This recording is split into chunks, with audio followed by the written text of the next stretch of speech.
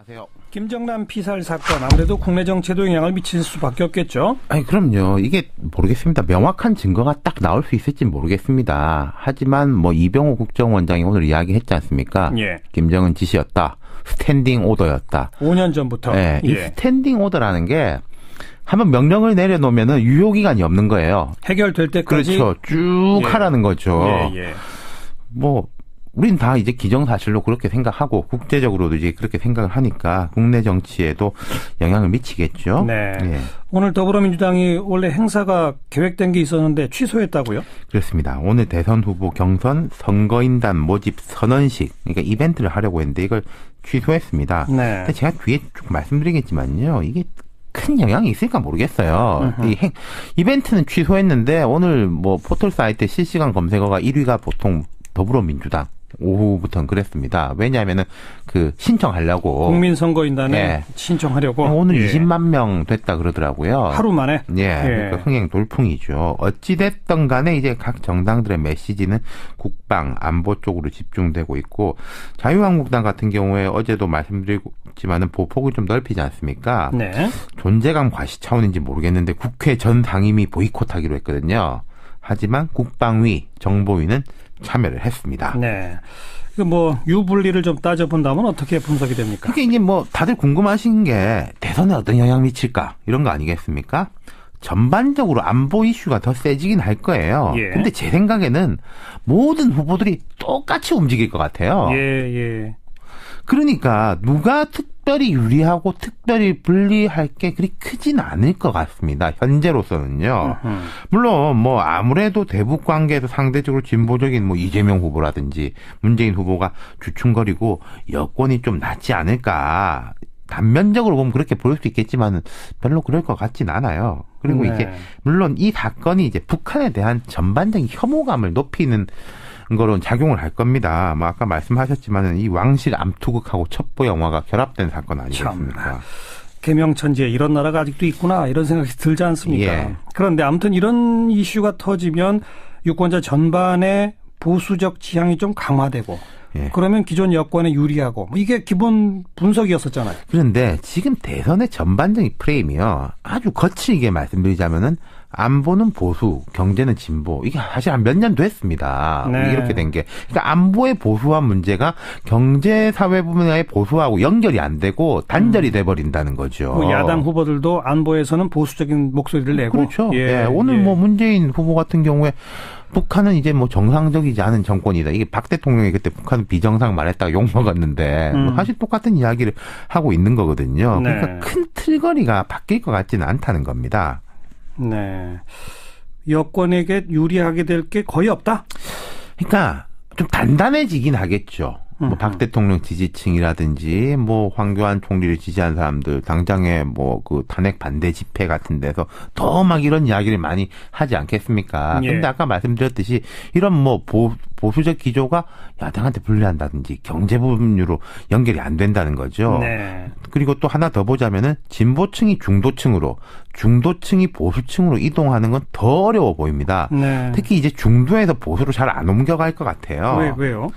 쉽게 말하자면은 보수층이 중도층을 이렇게 흡수할 준비가 되어 있냐. 그게 되게 부족해 보인다는 겁니다. 지금 보수 쪽에 믿을 만한 어떤 대선 후보라든지 그렇죠. 이런 쪽이 아직 없다. 예. 예. 그러니까 어떻게 보면은 지금 좀 야당이 여당 같은 느낌도 들거든요. 안정감이 상대적으로 더 떨어지고 있다는 거죠, 보수층이. 네. 하지만 물론 뭐 대전제는 있습니다. 어떤 전제요? 북측이 뭔가 우리한테 직접적 도발을 가한다면 또 프레임이 바뀔 수는 있어요. 자, 최근에 안보 이슈가 두 가지가 있는데 북한 미사일 발사하고 김정남 피살 두 가지지 않습니까? 뭐 미사일에 대해서는 안보 불감증이라고 해도 할 말이 없지만 참 그냥 너무 자주 보는 거잖아요. 네. 또 그러려니 하는 마음도 있고 이게 큰 안보 위협은 맞지만은 그리고 김정남 피살 같은 경우에는 공중 잔혹극이죠. 그러니까 우리를 직접 겨냥한 국지적 도발하고는 성격이 다르다는 겁니다. 근데 좀 아쉬운 게 황교안 권한대행이 미사일 발사 때는 뭐 큰 움직임이 없었어요. 근데 오늘은 NSC 회의를 막 소집하고 그랬거든요. 오히려 미사일 발사 때 NSC 회의를 했어야 되는 거 아닌가요? 그러니까요. 예. 오히려 그랬으면은 두 개가 시너지 효과를 일으켜가지고 좀 지금 정부라든지 이쪽 기울어지는 게 있었을 겁니다. 근데 별로 이렇게 뭐 잘 대응하는 모습도 보이고 있지 못하다는 거죠. 네. 지난 몇 달 동안 북한이 좀 잠잠했잖아요. 트럼프 정권 출범도 지켜보고. 근데 갑자기 막 뭐가 움직이네요. 그러니까요. 이게 보도도 사실은 있었습니다. 그 북한 김정은 위원장이 북한의 이제 관련 뭐 대남기관이라는데 이런 쪽에다가 남한 보수층이 어부지리를 누리게 해서는 안 된다. 탄핵 시점에서. 네. 뭐 우리가 움직이면은 저쪽이 더 결집할 거다. 그래가지고 이제 북측이 조용히 있었죠. 근데 이제 최근에 미사일 그리고 오늘 암살까지 보면은 국정원장 이야기는 이건 스탠딩 오더기 때문에 특별한 시점 문제는 아니라고 하는데 예. 이게 뭐 트럼프 정부를 겨냥한 게 아닐까. 미사일은 그런 예, 그런 예. 것이고 뭐 이제 김정남 피살 같은 게 북한의 이제 내부적 권력 투쟁의 양상이고. 네. 그리고 또 엉뚱한 방향이 이슈가 될 수도 있을 겁니다. 엉뚱한 방향이요? 박 대통령이 야당 정치인 시절에 북한하고 접촉이 꽤 있었잖아요. 네. 그 김대중 정부 말기에 북한 방북해가지고 이제 김정일 당시 위원장하고 뭐 둘이 이제 면담도 하고 정부의 전폭적인 지원하에 그리고 그 이후로도 이제 북측하고 접촉이 있었는데 그 컨택 포인트가 바로 김정남, 네. 장성택, 김정일로 이어지는 라인이었다. 관련해가지고 박 대통령이 북에 보낸 편지, 뭐 북남 이런 문구가 적힌 거 예. 여기에 내가 이 통일부나 뭐 박 대통령 측에서는 긍정도 부정도 하지 않고 있었거든요. 이 문제가 오히려 불거질 수도 있을 것 같고 또 이명박 정부 말기에 우리 정부에서 김정남 망명 작전을 검토하다 접었다. 이런 보도도 나오거든요. 네. 이건 제가 조금 알기는 아는데 이게 대선 바로 직전이에요. 음흠. 그래서 이제 뭐 대선 북풍용 뭐 정권 내부에서 그런 문제도 있었고 그리고 그때는 이제 김정은이 한참 올라가는 추세였기 때문에 김정남을 망명을 시키면은 김정은 정부하고 너무 이게 척이질 수 있다. 예. 그런 것 때문에 접었던 걸로 알고 있는데 그런 게 이제 다시 불거질 가능성은 있을 것 같습니다. 네. 그런 다른 사건이 혹시 터지면 모르라도 네. 일단 김정남 암살 이 건만으로는 우리 대선 전국 뭐 움직임이 별로 없다. 예, 뭐 영향은 없을 것 같다는 말씀입니다. 여기까지 수고하셨습니다. 감사합니다. 윤태곤 실장이었습니다. 김정남 암살 사건 지금까지 들어온 소식들 좀 정리해 봅니다. 세종연구소 통일전략연구실장이세요. 정성장 실장님 나와 계시죠? 예, 안녕하세요. 일단 이건 뭐 김정은의 지시 없이 누가 딴 사람이 이렇게 했을 일은 없다. 대체로 이런 분위기인데 정 실장님도 그렇게 보십니까? 예, 맞습니다. 김정남이 북한의 다른 간부들하고 다르게 김정은의 피를 물려받았기 때문에 김정은의 지시라든가 적극적인 동의 없이는 그에 대한 암살이 이루어질 수가 없습니다. 예. 국가정보원장이 국회에 보고한 거 이미 5년 전에 이른바 스탠딩 오더가 내려진 바 있고 지속적으로 암살을 시도해 왔다. 그렇게 봐야 되는 거죠? 뭐 그럴 가능성이 충분히 있다고 봅니다. 왜냐하면은 2010년에 김정은이 처음으로 모습을 드러냈을 때도 김정남이 3대 세습에 반대한다라는 그런 입장, 그러니까 김정은으로의 권력 승계에 사실상 반대하는 입장을 피력을 했습니다. 예. 그런데 북한 사람으로서 이제 일반 북한 간부였다면은 이미 북한에 끌려가서 채용되고도 남을 그런 굉장히 위험한 발언이었는데 예. 김정남의 경우에는 이제 김정일의 아들이었기 때문에 그런 것이 당시에 그냥 묵인되고 있었던 거라고 볼 수가 있죠. 그런데 김정일도 지금은 사라졌고, 예. 그리고 그의 후견인이었던 뭐 장성택도 사라지고, 김경희의 지금 건강 상태도 매우 좋지 않은 상태이기 때문에 네. 사실 김정남에 대한 보호막이 지금은 없던 상황에서 이런 비극적인 사태가 발생했다고 볼 수 있습니다. 예. 지금 뭐 계속 속보가 들어오는 거 보니까 용의자 한 명을 이미 말레이시아 경찰이 체포했다는 얘기도 있던데 뭐 최근 소식 정리해 주시겠어요? 그 부분에 대해서는 사실 뭐 지금 섣불리 판단하기가 좀 어려운 것 같습니다. 왜냐하면은 네. 북한으로서는 가령 뭐 공작원을 통해서 김정남을 암살하려고 했을 때, 예. 뭐 북한 여성이 아니라 뭐 현지 여성으로 위장을 해서 예. 접근했을 가능성이 충분히 있다고 보거든요. 지금 뭐 일부 보도는 베트남계 여성 이런 얘기까지 나오던데요. 예.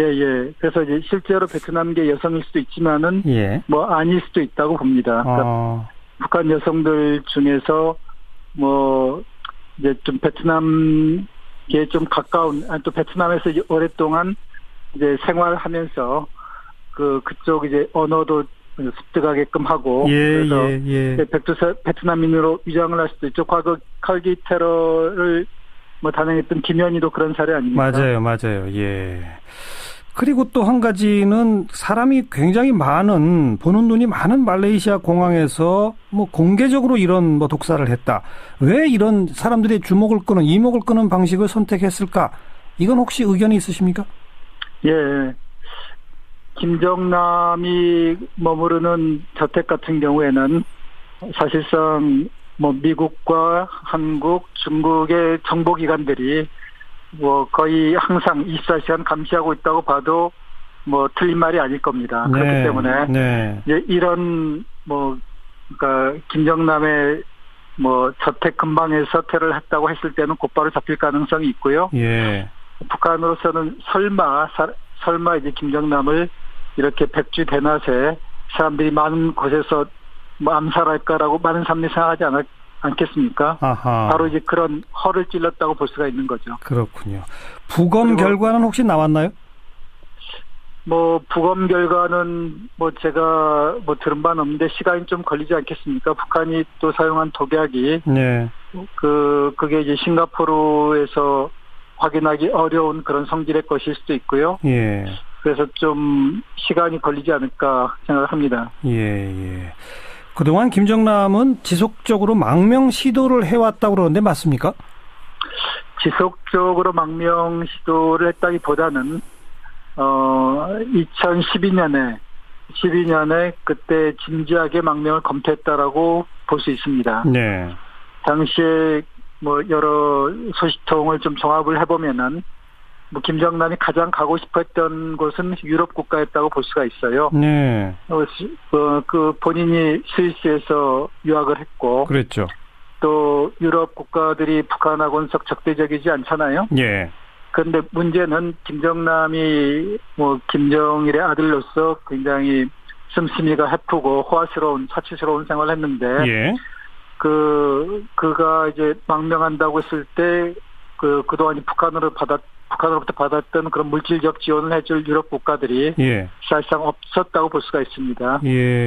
뭐 김정남이 북한 지도부에 대해서 아주 고급 정보를 갖고 있거나 유럽 국가들이 관심 갖고 있는 뭐 무기 수출 같은 뭐 고급 정보를 갖고 있으면 모르겠지만 그것도 아니었기 때문에 유럽 국가로의 망명은 사실 뭐 성사가 안 됐고 미국의 경우에도 당시 김정남이 너무 무리한 요구를 했기 때문에 뭐 협상이 결렬된 걸로 그렇게 알고 있습니다. 그러면 지금 김정은이 권좌에 오른 것도 벌써 오래됐는데 그 사이에 김정남은 그 생활 자금을 어디서 갖다 쓴 겁니까? 그동안 이제 주로 이제 장성택이 살아있을 때만 하더라도 장성택을 통해서 뭐 김정남의 생활비가 지원이 되었다라고 볼 수가 있고요. 장성택이 처형된 이후에는 김정남도 상당히 많은 자금 압박을 받지 않았을까 생각을 합니다. 그래서 장성택 처형 이후에 뭐 김정남을 뭐 본 사람들이 많지가 않잖아요. 그만큼 이제 뭐 행동이 위축됐군요. 활동이 위축되었을 가능성이 있고요. 그러한 상황에서 김정남이 과거에 김정은에게 뭐 자신의 생활에 필요한 비용을 지원을 해달라. 그러지 않으면 망명할 수도 있다라고 협박을 한 적이 있는데, 만약 김정남이 최근에 이제 그런 식의 협박을 했다고 하면은, 그것을 지금 이제 북한이 굉장히 경제적으로 지금 많이 위축되어 있는 상황 아닙니까? 국제사회 제재 때문에. 그것 때문에 김정남하고 타협하느니 차라리 이번 기회에 김정남을 제거하자 이런 식의 건의를 뭐 북한의 새로운 정찰총국장이라든가 간부들이 했을 가능성이 있다고 봅니다. 자, 이게 이제 말레이시아 경찰이 1차 수사를 쭉 하겠습니다만 북한의 소행이다라고 하는 명백한 결론을 내릴 수 있을까요? 자, 짧게 답해 주시면. 뭐 범인들이 잡혔어도 그 사람들이 묵비권을 행사하고 이제 그러면은 이 수사가 장기화될 가능성이 높다고 봅니다. 그리고 독극물이 사용되었다 하더라도 이 독극물이 북한에서 사용되는 것인지 다른 국가들에 사용되는 것인지 또 확인하는 데도 시간이 걸릴 수 있고요.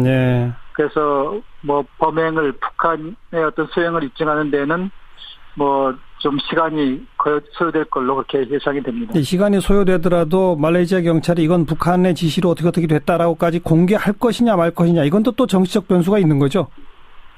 말레이시아로는 뭐 북한과의 관계보다는 한국과의 관계가 더 중요하지 않겠습니까? 아하, 그래서 예. 그들이 뭐 북한 수행이라는 걸 확인하게 되면은 뭐 밝히겠지만은 네. 또 이번에 확인하기까지 오래 걸릴 것이다 이런 말씀. 예, 알겠습니다. 알겠습니다. 예.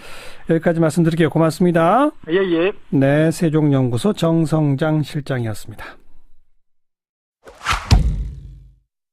이런 포부로 2009년에 고래 생태 체험관을 열었어요. 그런데 그 사이에 벌써 5마리 돌고래가 죽었습니다. 환경단체들이 반대하지만 2마리 돌고래를 일본에서 또 수입했는데 그 가운데 1마리가 닷새 만에 또 죽었습니다. 자, 어떻게 된 상황인지 돌고래 보호단체 핫핑크 돌핀스의 공동대표 조약골 대표를 연결해 봅니다. 나와 계시죠? 네, 안녕하세요. 네. 고래 생태 체험관은 뭐 하는 곳이에요? 돌고래 쇼 하는 데입니까? 네, 한국이 이제 제도리를 비롯해서 돌고래들을 돌려보내고 난 뒤에 이제 돌고래 쇼장을 이름만 바꾼 생태 체험관으로 이렇게 이제 바꾸는 이런 열풍이 일었고요. 그래서 예. 울산 고래 생태 체험관도 사실은 고래 생태 설명회를 한다고 하지만 사실상 돌고래 쇼를 하고 있는 곳입니다. 뭐 점프하고 공 치고 이러는 거 하는 그런 쇼 말이죠? 그렇죠. 예. 근데 그 사이에 벌써 5마리가 죽고 이번에 6마리째 죽은 거네요? 네, 고래 생태 체험관 같은 경우에는 한국에 이제 여러 고래류 관련 시설들이 있는데 가장 폐사율이 높은 곳이고, 예. 지금 벌써 6마리째 죽었습니다. 왜 그렇게 계속 죽어나갑니까? 일단 기본적으로 고래들은 보통 하루에 100km 정도로 헤엄치는 생태적인 습성이 있는데 예. 이것을 무시하고 이제 좁은 수조에 가두는 거죠. 그래서 예. 하루에 예를 들면 서울에서 천안까지 헤엄치는 이런 애들을 가로 세로 10m 이런 수조에 가둬놓으면 예. 스트레스를 받을 수밖에 없고 예. 그것을 무시한 돌고래 쇼장 혹은 돌고래 수조에 예. 가둬놓기 때문에 일단 이제 죽게 되는 것은 어떻게 보면 당연하고요. 근데 유독 이곳이 더 이렇게 이 폐사율이 높은 이유는 또 뭘까요?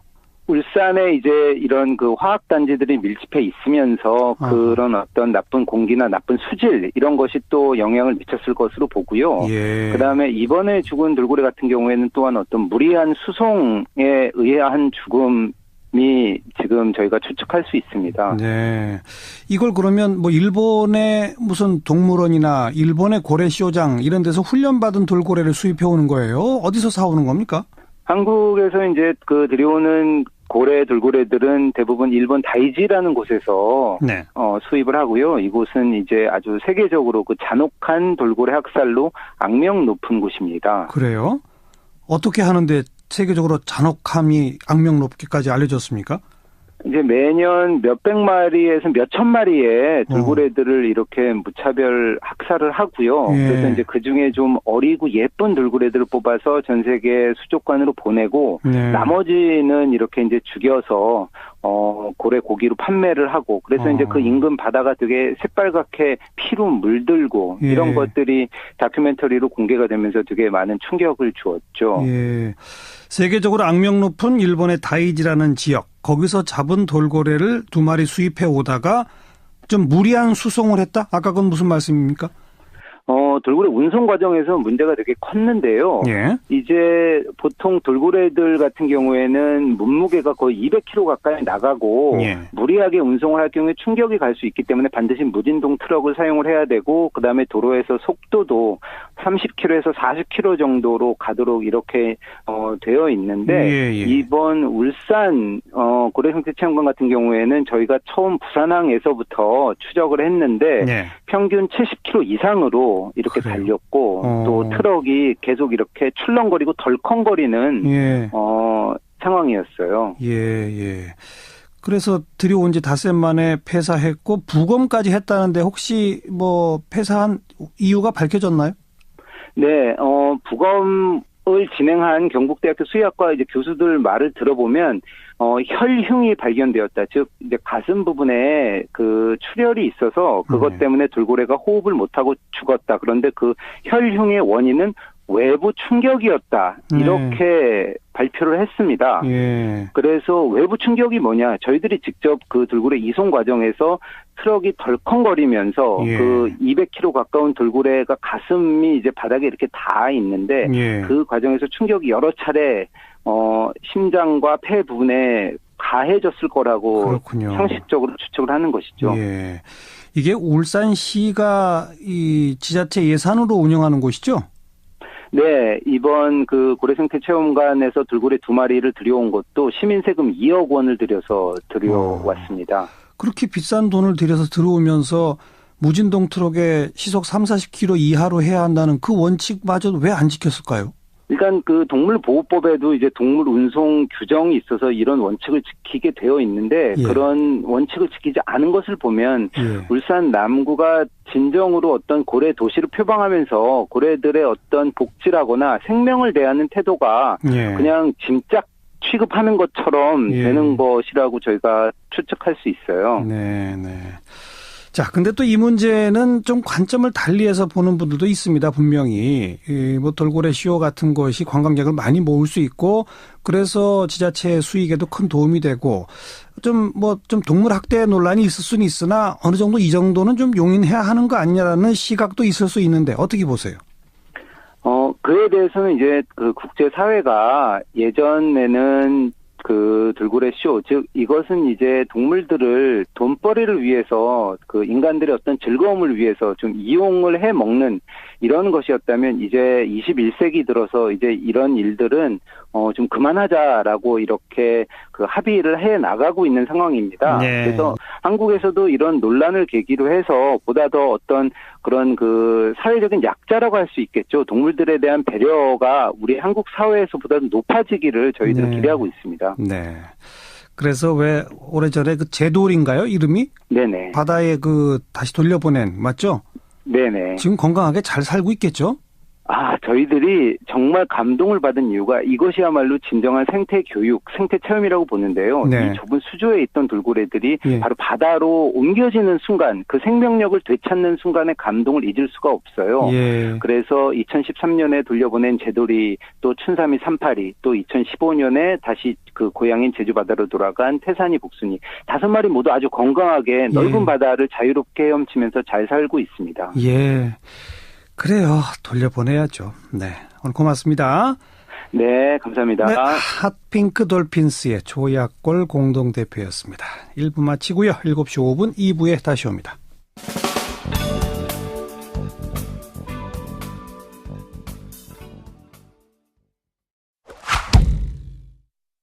미디어스의 김민아 기자 어서 오세요. 안녕하세요. 청년 실업률이 좀 줄어들었다고요? 그렇습니다.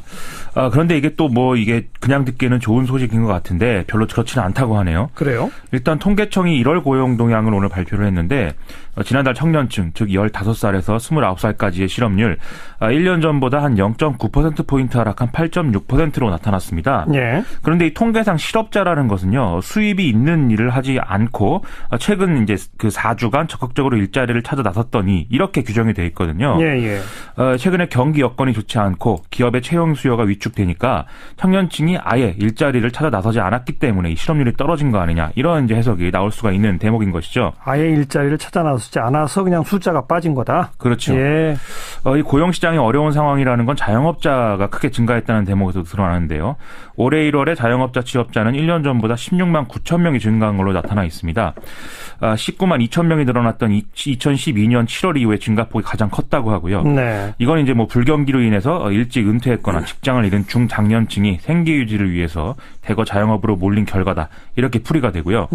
제조업 취업자 수가 감소 추세인 것도 확인이 되는데 지난달 취업자 수 증가폭이 지난해 2월 이후 11개월 만에 25만 명 밑으로 떨어졌거든요. 정부는 올해 이제 26만 명 증가를 전망한 바 있는데 이것과 비교해도 상당히 이제 줄어든 수치인 거죠. 이 이유는 조선 해운업 등 구조조정 여파로 제조업 취업자가 16만 명이 감소한 영향에 따른 것이다라고 보는데 이게 이제 7년 6개월 만에 최대 감소치라는 거죠. 이래저래 지금 경제가 계속 어려운 상황이다라는 게 드러나고 있는 셈입니다. 그렇군요. 자, 자유한국당이 2월 임시국회 상임위 일정을 전부 보이콧하기로 했다고요? 왜 그럽니까? 이제 오늘 여의도 당사에서 자유한국당 비상대책위가 최근 환경노동위원회 파행 사태, 야당의 독주다 이렇게 규정하면서 상당히 강한 비판 발언을 쏟아냈습니다. 그래서 이제 뭐 긴급한 현안이 있는 국방위와 정보위를 제외하고는 뭐 상임위를 전면 보이콧하기로 했다 이렇게 선언을 했는데요. 회의가 끝난 이후에 환노위 날치기 원흉 홍영표는 사퇴하라, 야당 독재, 폭주 정치 아웃 이렇게 적힌 피켓을 들고 이 민주당 소속의 홍영표 환노위원장실로 찾아가서 항의 시위를 벌이기도 했다는 거죠. 네. 결국 이래서 오늘 이제 예정됐던 7개 상임위 가운데 기재위와 안행위의 경우에는 아예 열리질 못했는데요. 이 두 상임위는 자유한국당 소속인 조경태, 유재중 두 의원이 위원장을 맡고 있는 상임위죠. 네. 지금 이 문제 삼고 있는 환노위 이 날치기라는 것은 어제 이제 지난 13일에 자유한국당 바른정당 의원들이 퇴장한 가운데 이랜드파크 임금체불, MBC 노조 탄압, 삼성전자 직업병 관련 청문회를 하기로 의결한 데 대한 것입니다. 네. 여기서 지금 핵심은 사실상 MBC다라고들 평가하고 있는데요. 당초 더불어민주당과 국민의당은 지난해 국정감사에 불출석했던 이 백종문 MBC 미래전략본부장을 검찰에 고발하자 이렇게 요구를 해왔거든요. 이 사람이 이제 과거에 이제 MBC 파업 당시에 어떤 그 여러 가지 이제 그 근거가 없음에도 불구하고 이제 관련자들을 해고했다 이런 네. 발언을 발언을 한 걸로 드러나서 상당히 논란이 됐던 인물이죠. 예. 그런데 이제 여당 간사가 이 안에 대해 이 청문회 관련 등등의 안들에 대해서 이제 합의를 안 해주니까 이게 합의가 안 되는 그런 상황들이 이어졌었는데 이날 그냥 청문회 안건을 통과시켜 버린 것입니다. 네. 바른정당의 경우에는 지금 자유한국당이 하고 있는 보이콧 일정에는 참석을 하지 않고 있는데 어쨌든 상임위는 위원장과 4당 간사의 협의로 운영돼야 된다는 원칙을 지켜야 된다. 이 주장을 지금 내세우고 있고요. 네. MBC의 경우 어제 메인 뉴스를 통해서 이 국회 환노위의 결정을 직접적으로 비판하기도 했는데요. 지금 국회 미방위에도 이른바 언론장악방지법 등의 어떤 이 관련 현안이 있는 뭐 그런 상황이거든요. 네. 여기도 어제 여당 간사의 반발로 이제 파행이 됐었는데 지금 뭐 언론장악 뭐 이런 걸 둘러싼 어떤 전쟁 양상으로 가는 거 아니냐 이런 해석도 일각에서 나오고 있습니다. 힘겨루기가 치열하군요. 그렇습니다. 자, 박근혜 대통령하고 최순실이 차명폰으로 불과 한 6개월 사이에 거의 600차례, 그러니까 한 달에 한 100회씩 통화했다면서요? 그렇습니다. 오늘 법원에서 이 청와대 압수수색의 불승인 처분 취소 소송 및 집행정지 신청 사건의 신문기일이 진행이 됐는데요. 여기서 이제 특검이 밝힌 바에 의하면 청와대 압수수색 필요성에 대해서 이렇게 설명을 했다는 겁니다. 박근혜 대통령이 2016년 4월 18일부터 10월 하순까지 이 차명 전화로 최순실과 한 590여 차례나 통화를 했고 또 최순실 씨가 독일에 도피 중인 상황에서도 127차례나 통화한 게 객관적으로 확인이 된다라고 얘기를 했다는 거죠. 네. 이 박근혜 대통령이 사용한 차명 휴대전화하고 최순실 씨가 사용한 차명 휴대전화는 같은 날 윤전추 청와대 행정관이 개통한 것이다라면서 이 차명폰이 청와대에 보관되어 있는 게 확실하다 이렇게 주장을 했다는 건데요. 그러니까 압수수색해야 한다. 그렇습니다. 예. 여기서 또 확인이 하나 되는 게 윤전추 행정관의 역할에 대한 것입니다. 최순실 씨가 태블릿 PC 관련 보도 직후에 자기 조카인 장시호 씨를 시켜서 자기 언니 최순득 씨와 윤전추 행정관을 통화하도록 했고 또 여기에 대한 박근혜 대통령 어떤 발언을 또 장시호 씨를 통해서 최순실 씨에게 전달하도록 했다. 뭐 이런 내용까지 특검이 이제 확인을 했다고 얘기를 한 건데요. 네. 윤전추 행정관은 지난달 5일에 헌법재판소에 출석을 해서 대통령이 청와대 공식 휴대폰 외에 다른 거를 쓰느냐라는 질문에 대해서 잘 모른다. 본 적이 없다. 이렇게 대답을 했거든요. 이건 또 위증 혐의가 되겠네요. 그렇죠. 자기가 대포폰 쓴 적이 없다. 이런 증언도 같이 했기 때문에 이 특검의 어떤 수사 결과 내용이 사실이라면 위증이 되는 거죠. 이에 청와대 대리인 측은 법원이 발부한 구속영장의 압수 대상에 휴대전화는 제외돼 있다. 이런 반박을 했다고 하고요. 특검이 이런 주장을 하는 건 본질에서 벗어난 어떤 여론 압박용이다. 이렇게 얘기를 하고 있다고 합니다. 네. 참, 한 달에 100회 정도 통화. 평균 잡으면 하루에 3회 이상, 그죠? 그렇죠. 이러니까 뭐 굉장히 분명하게 국정농단이 이루어졌다. 네. 이런 평가가 나올 수밖에 없는 상황인 것이죠. 그 탄핵 심판 결론이 뭐 3월 초에 날 거다 이런 얘기가 많은데 뭐 통상 목요일 날 선고했었다면서요. 근데 그 요일은 별로 중요한 게 아니라고요? 그렇습니다. 오늘 헌법재판소가 이 내용에 대해서 이제 물어보는 질문에 정례 브리핑을 통해서 특별한 사건은 선고하는 게 뭐 정해진 바 없다 이렇게 답을 했거든요. 일반 사건은 주로 이제 매월 마지막 주 목요일에 선고를 하는데 탄핵 심판과 같은 특별한 사건은 뭐 다른 요일에도 선고할 수 있다. 이런 취지의 답변으로 해석이 되고 있습니다. 예. 사실 노무현 전 대통령 탄핵 심판도 역시 금요일에 선고가 돼서 아마 이런 가능성이 금요일에 선고가 될 가능성도 크지 않겠느냐 이런 전망도 나온 상황이었고요.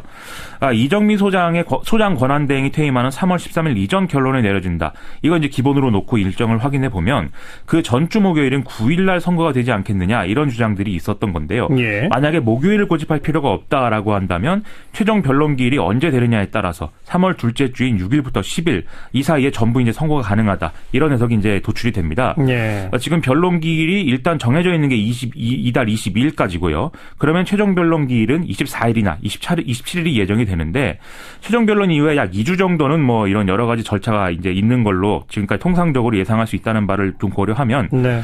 목요일은 9일이나 금요일은 10일에는 아마 결론이 나오지 않겠느냐 이런 계산도 가능한 걸로 보입니다. 목요일 꼭 안 지켜도 된다. 그렇습니다. 더불어민주당 대선 후보 경선 그 일반 선거인단 모집 오늘 시작됐죠? 그렇습니다. 오늘만 이제 오후 5시 기준으로 한 30만 명이 넘는 유권자들이 등록 신청을 했다고 지금 발표가 되고 있고요. 기존 민주당의 당원을 비롯해서 뭐 일반 유권자들도 인터넷, 전화, 현장 접수 등을 통해서 대거 선거인단으로 등록하고 있는 상황이라는 겁니다. 네. 민주당 홈페이지 접속이 폭주하면서 한때 속도가 느려지기도 했고요. 이 같은 추세가 이어진다면은 100만 명을 넘어서 한 150만에서 200만 명까지도 참여할 수 있을 것으로 보인다라는 게 그러네요. 더불어민주당 측의 해설입니다. 하루에 30만이니까 그죠? 그렇죠. 예. 이 얼마나 참여하느냐 여기에 따라서 대권 주자별로 유불리가 달라질 수 있다라는 게 언론 보도의 내용인데요. 여론조사를 해보면 일단 민주당 지지층에서는 문재인 전 대표가 우세한 걸로 나타나고 바른정당이나 국민의당의 지지를 하고 있는 유권자들 사이에서는 안희정 지사가 좀 상승세인 걸로 그렇게 나오고 있습니다. 선거인단 등록은 기존의 민주당 조직에 소속된 이제 유권자들이 먼저 시작할 것으로 보이기 때문에 예. 선거인단 등록이 약 100만 명 수준에 이르면 문재인 전 대표가 좀 유리할 거다. 이런 예상을 하는 이 상황이고요. 하지만 200만 명, 이 정도 수준이 되면은 안희정 지사가 지금보다 상당히 유리해지지 않겠느냐. 이런 분석들이 나오고 있는 상황입니다.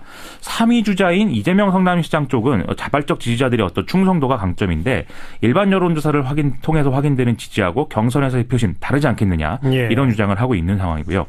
원래 오늘 오전에 이제 경선 선거인단 모집 선언식을 진행하기로 했는데 김정남 암살 문제 때문에 이게 취소되긴 했거든요. 네, 네. 하지만 이 어떤 뭐 관심 이것은 뭐 계속 유지되는 그런 상황으로 보입니다. 그런데 박사모 게시판에 이 더불어민주당 경선 참여에 관한 글이 막 올라온다는 건 왜 그렇습니까? 이게 이제 재밌는 대목인데요. 한 박사모 회원이 이 공식 카페에다가 민주당 경선에 참여하자 탄핵이 기각되어야 하지만 사전 대비를 우리가 해야 된다. 이 문재인 전 대표가 후보가 되는 건 무조건 막아야 되지 않겠느냐. 이런 내용의 글을 올렸다는 거죠. 네. 그런데 대다수의 박사모 회원들이 뭐하러 민주당 경선을 흥행시켜 주겠느냐. 무관심으로 대응을 하자. 지금은 탄핵 기각에만 신경 쓰자. 이런 댓글을 달아서 뭐 이 게시물은 지금 지워진 상태라고 하는데요. 예. 이 소식이 보도가 되니까 오히려 문재인 전 대표 측 지지자들이 긴장해서 좀 결집하는 모습으로 지금 이어지고 있거든요. 예. 이 자신들이 원하는 결과에는 오히려 방해가 되는 그런 글이었던 것 같습니다. 네, 수고하셨습니다. 고맙습니다. 미디어스 김민아 기자였습니다. 도 몇 번 인터뷰했던 분이죠. 정부의 그 국정 역사 교과서 추진에 대해서 조목조목 반박하면서 역사 바로 알리기에 앞장서온 심용환 씨입니다. 역사작가 심용환 씨가 헌법의 상상력이란 책을 들고 나타났어요. 왜 이걸 썼을까요? 오늘 스튜디오에 직접 한번 모셨습니다. 어서 오십시오. 예, 안녕하세요. 심용환입니다. 네. 왜 이걸 쓸 생각을 했어요? 제가 써야 된 욕구보다도 헌법 이야기를 하는 것이 시대 정신이 아닐까? 그리고 또 그런 사람들의 요구 같은 것들을 많이 접하게 돼서 네. 작년부터 좀 기획을 해서 준비하다 이번에 조금은 빨리 내게 됐습니다. 하긴 헌법에 관한 책이 최근에 여러 권 나오긴 했습니다. 네네. 근데 심용환 작가의 책은 조금 구성이 독특하더라고요. 보니까. 네. 먼저 재헌 헌법부터 시작해서 우리 역사에 있었던 헌법들을 쭉 분석을 하는데 우선 예를 들면 재헌 헌법 분석하기 전에 미국 이야기가 먼저 나와요. 네. 그다음 재헌헌법 분석해요. 그다음에 무슨 그 정치 철학자의 어떤 이론이 등장해요. 네. 이런 똑같은 구성으로 뭐 2공화국 헌법은 독일 이야기, 그다음 2공화국 헌법, 또 정치 철학자. 네. 그리고 뭐 지금 현재 우리가 하고 있는 6공화국 헌법에 대해서는 북유럽 이야기, 그다음에 6공화국 헌법, 또 정치 철학자. 네. 왜 이렇게 구성을 했습니까? 그러니까 일단은 헌법이라는 것이 단순한 어떤 조문들의 조합이 아니라 네. 그 나라 역사가 만들어내는 과정이라는 걸 입증하고 싶었어요. 예, 예. 그러니까 각각의 나라마다 어떤 자기만의 맥락을 갖고 그런 자신들의 이상을 헌법으로 담게 되고 또 그 헌법의 기준에서 국가를 운영하고 네. 이런 역동적인 과정이 있다는 것을 좀 증명하고 싶었고요. 예. 부득이하게 참 미국의 재헌헌법 과정과 우리나라의 재헌헌법이 유사한 측면이 있고 우리나라의 의원 내각제였던 이공화국과 또 일본이 또 의원 내각제잖아요. 네. 유사한 부분이 있고 그래서 남의 나라 사례와 우리나라의 역사 과정에서 이렇게 상호 좀 비교해 볼 수 있는 그런 측면들이 많은 것 같아서요. 그래서 네. 좀 외국 사례도 과감하게 끌고 와봤습니다. 그리고 그 뒤에 정치 철학자들의 이론을 하나씩 소개한 건 또 뭐예요? 그러니까 결국은 어찌됐건 새로운 상상력, 사고의 상상력을 얻어야지만 헌법에 대해서 조금 더 깊이 볼 수 있지 않을까. 그래서 이왕이면 하는 김에 약간 철학적이고 정치 사상적인 개념도 같이 알면 헌법을 네. 독해하는 데 도움이 되지 않을까. 뭐 이런. 그래서 왠지 일단 목차만 보면 좀 어려워 보이긴 하는데 책이. 네. 70년 동안 9차례 헌법이 바뀌었습니다. 네. 그 헌정사를 한마디로 정리하면 뭐라고 말할 수 있겠어요?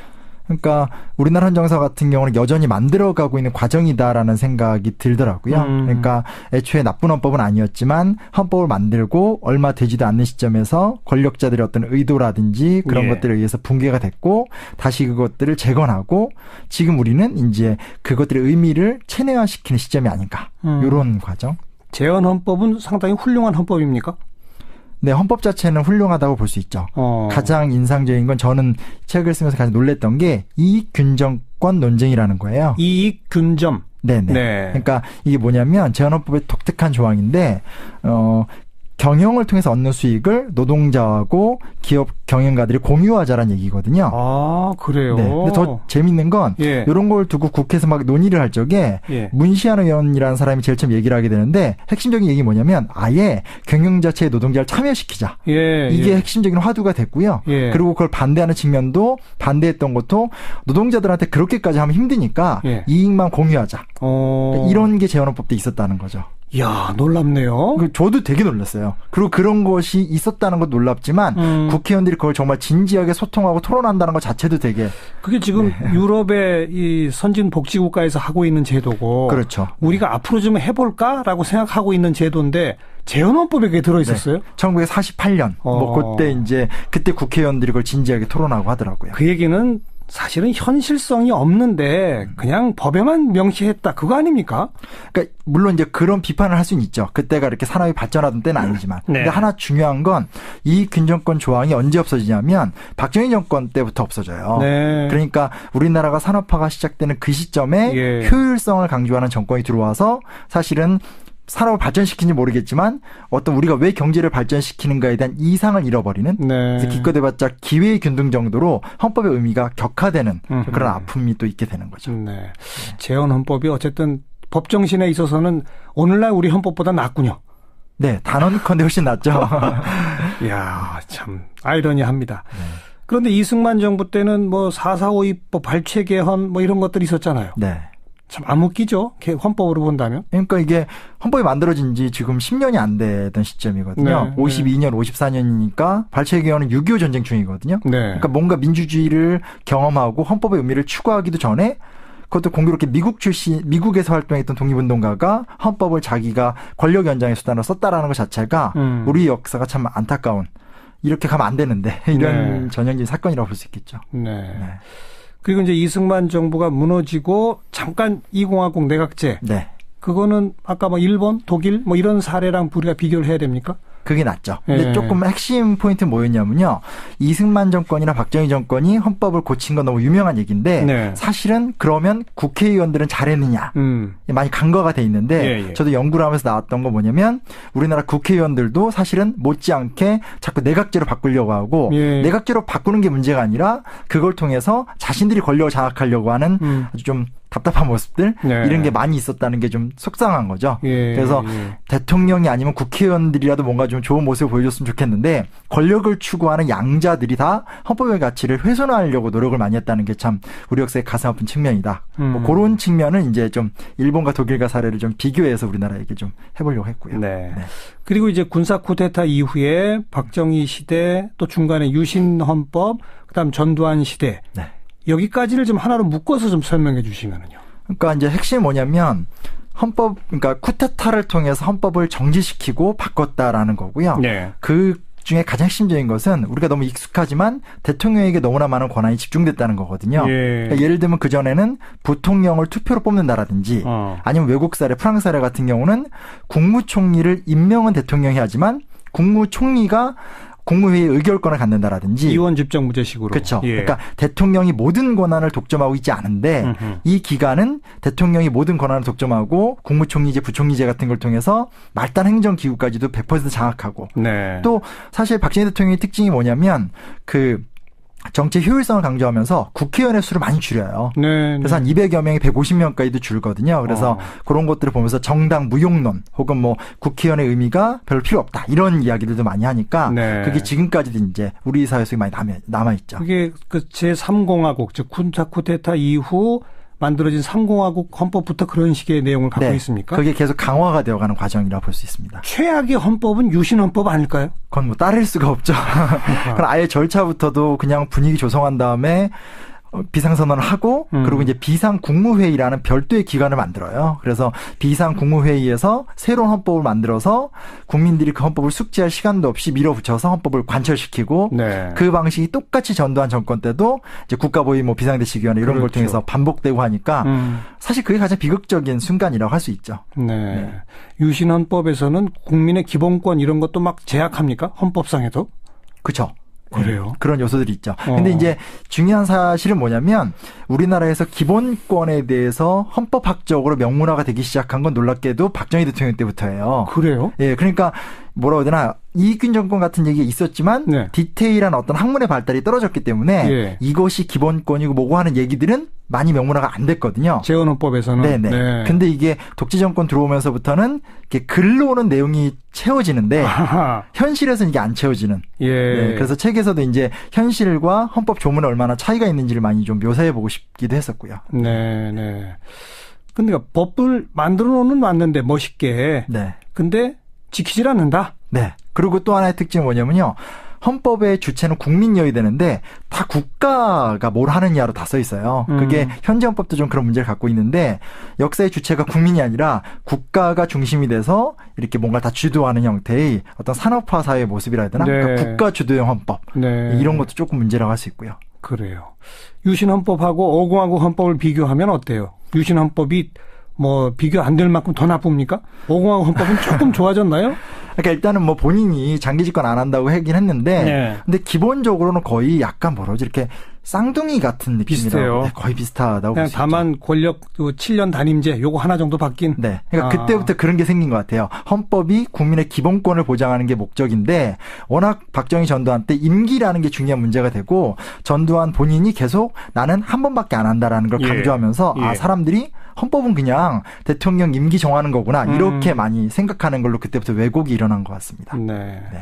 그리고 이제 87년 6월 항쟁 이후에 현재 우리가 사용하고 있는 6공화국 헌법이 만들어졌습니다. 네. 상당히 질적 차이가 있죠. 그 이전의 헌법과. 네. 이제 좋은 얘기를 한다면 차이는 분명히 있고요. 다만 속상한 거는 전 이 얘기를 꼭 하고 싶었는데, 그러니까 87년 민주항쟁을 통해서 사실은 민주화가 된 다음에 국민들이 그 다음 단계로 어떤 헌법을 만들 것인가에 대해서 고민하기보다는 네. 김영삼, 김대중 야권 단일화에 관심이 쏠리면서 예. 그냥 헌법의 개정 과정은 여야의 합의 과정으로 갔거든요. 예. 그러다 보니까 사실은 좋은 헌법이긴 하지만 제헌 헌법보다 좀 못하고 또 국민의 기본권 얘기가 좀 보충이 안 된 부분도 많고 네. 그런 아쉬움이 많더라고요. 그래도 경제민주화 조항 이런 건 거기 들어갔잖아요. 들어가긴 들어갔죠. 근데 제헌헌법하고 비교하면 수준이 낮죠. 네, 잘 떨어집니다. 그리고 여전히 박정희 군사독재 시절에 국가 주도형이라든지 대통령에게 권한이 집중돼 있다라든지 네. 이런 식의 많은 어떤 한계들이 또 있고요. 네. 그럼 역사상 존재했던 우리나라 헌법 가운데는 제일 좋았던 게 제헌헌법이다. 뭐 대한민국 수립 이후부터는 뭐 그렇게 얘기할 수밖에 없습니다. 그래요. 아니 근데 지금의 우리 헌법도 세계적으로 내놓고 보면 뭐 상당히 그 손색 없다 이런 평가들을 헌법학자들은 많이 하던데요. 네, 그러니까 뭐 나쁜 헌법이란 얘기는 아니고요. 네. 다만 우리가 독립운동사를 거치고 뭐 이러면서 우리가 새롭게 세울 나라에 대한 열망들이 이제 해방 전후로 컸던 거고 네. 그게 그때는 그래도 많이 명문화가 됐거든요. 알겠습니다. 그러니까, 근데 6공화국 헌법을 만드는 과정은 국민적 열망이 제대로 들어가질 못했다. 좀 아쉬운 거죠. 요즘 개헌론이 막 나오는 건 어떻게 생각하세요? 그것 때문에 사실은 또 책을 쓰게 된 네. 배경인데 너무 오랜 기간 동안 권력자들이 권력 연장의 수단으로 국민들의 진정한 헌법의 관심사와 상관없이 정치공학적으로 자꾸 개헌을 얘기하는 것 같아요. 그게 이제 요즘만 하는 게 아니라 거의 우리 역사 내내 이승만 때부터 국회의원이든 대통령이든 계속 그 얘기를 해왔기 때문에 네. 그 연장선상이라고 저는 봅니다. 현재 개헌론도 전부 권력자들의 자기 이권 다툼이다? 왜냐하면 헌법 자체가 개인의 기본권이라든지 사회권, 노동권 같은 것들을 보장하는 문서잖아요. 이게 네. 무슨 뭐 황제의 율령도 아니고. 근데 네. 지금 얘기하는 건 뭐 대통령 임기 개선 이런 얘기만 하니까 그것이 어떻게 국민적 열망을 바탕으로 한 개헌 논의인지 저는 그건 조금 의문이 들어요. 재헌 헌법에 들어있던 그 이익 균점권. 네. 기업 경영자와 노동자들이 이익을 나누자. 네. 뭐 좀 더 나가면은 경영 과정에 노동자 대표를 참여시키자. 그렇죠. 뭐 이런 거가 들어가는 헌법 좀 논의해야 되겠군요. 이제부터. 그러니까요. 그런 논의면 저는 개헌할 수도 있고 많이 바꿔갈 수도 있다고 생각하는데 논의의 포인트가 자꾸 뭐 대통령 임기 연장이나 뭐 그런 식으로만 가는 건 좀 아닌 것 같고요. 그렇지만 또 이번에 최순실 박근혜 게이트를 보면서 1인에게 너무 지나치게 집중된 권력. 그건 우리 심용환 작가께서도 계속 지적하고 있는 거 아니겠습니까? 네, 맞습니다. 너무 그 집중은 좀 분산시켜야 된다. 네네. 이런 논의는 또한 설득력이 있는 거 아닙니까? 네, 그러니까 자치라는 개념도 좀 중요한 것 같고요. 우리나라 헌법이 그런 게 이제 많이 안 갖춰져 있고 이게 다른 나라를 보면 지방자치 같은 경우도 법규에 통제하는데 우리나라는 법령에 통제하에 있거든요. 그러니까 다른 나라는 국회법 안에서만 자치의 권위가 보장된다라면 우리나라는 법령, 그러니까 행정부의 명령도 어기면 안 되는. 아하. 그러니까 지방자치 자체가 자율성 자체를 찾아내기가 너무 힘든 구조인 거죠. 예. 이게 헌법에 아예 이렇게 딱 써 있거든요. 그래요. 네. 법규와 법령의 그 한 글자 차이가 그렇게 큰 거로군요. 그렇죠. 그게 헌법의 힘인 거죠. 네. 법규라면 반드시 국회에서 만들어진 법에 의해서만 제약할 수 있는 거고, 네. 법령이라면 대통령이 국무회의에서만 그냥 의결하는. 그렇죠. 법규와 명령이 되니까. 대통령령으로도 그냥 제약이 가능하고. 그렇죠. 네. 네. 그러니까 한 단어가 우리 사회를 규정하는 힘이 된다는 거. 네. 네. 그렇습니다. 한마디로 70년 우리 헌정사 재헌헌법이 가장 훌륭했었고 많은 권력자들이 이걸 막 망가뜨려 오다가 네. 87년 이후에 그나마 좀 좋아지긴 했으나 아직 미완의 단계고 네. 그 헌법도 제대로 안 지켜서 지금 대통령이 탄핵됐고 광장에서 시민들이 헌법의 정신을 지켜라 지켜라 외치고 있는 네. 그런 모습이군요. 그래서 또 책을 쓰게 된 거고요. 네. 앞으로 우리 헌법의 어떤 미래 네. 어떻게 전망하십니까?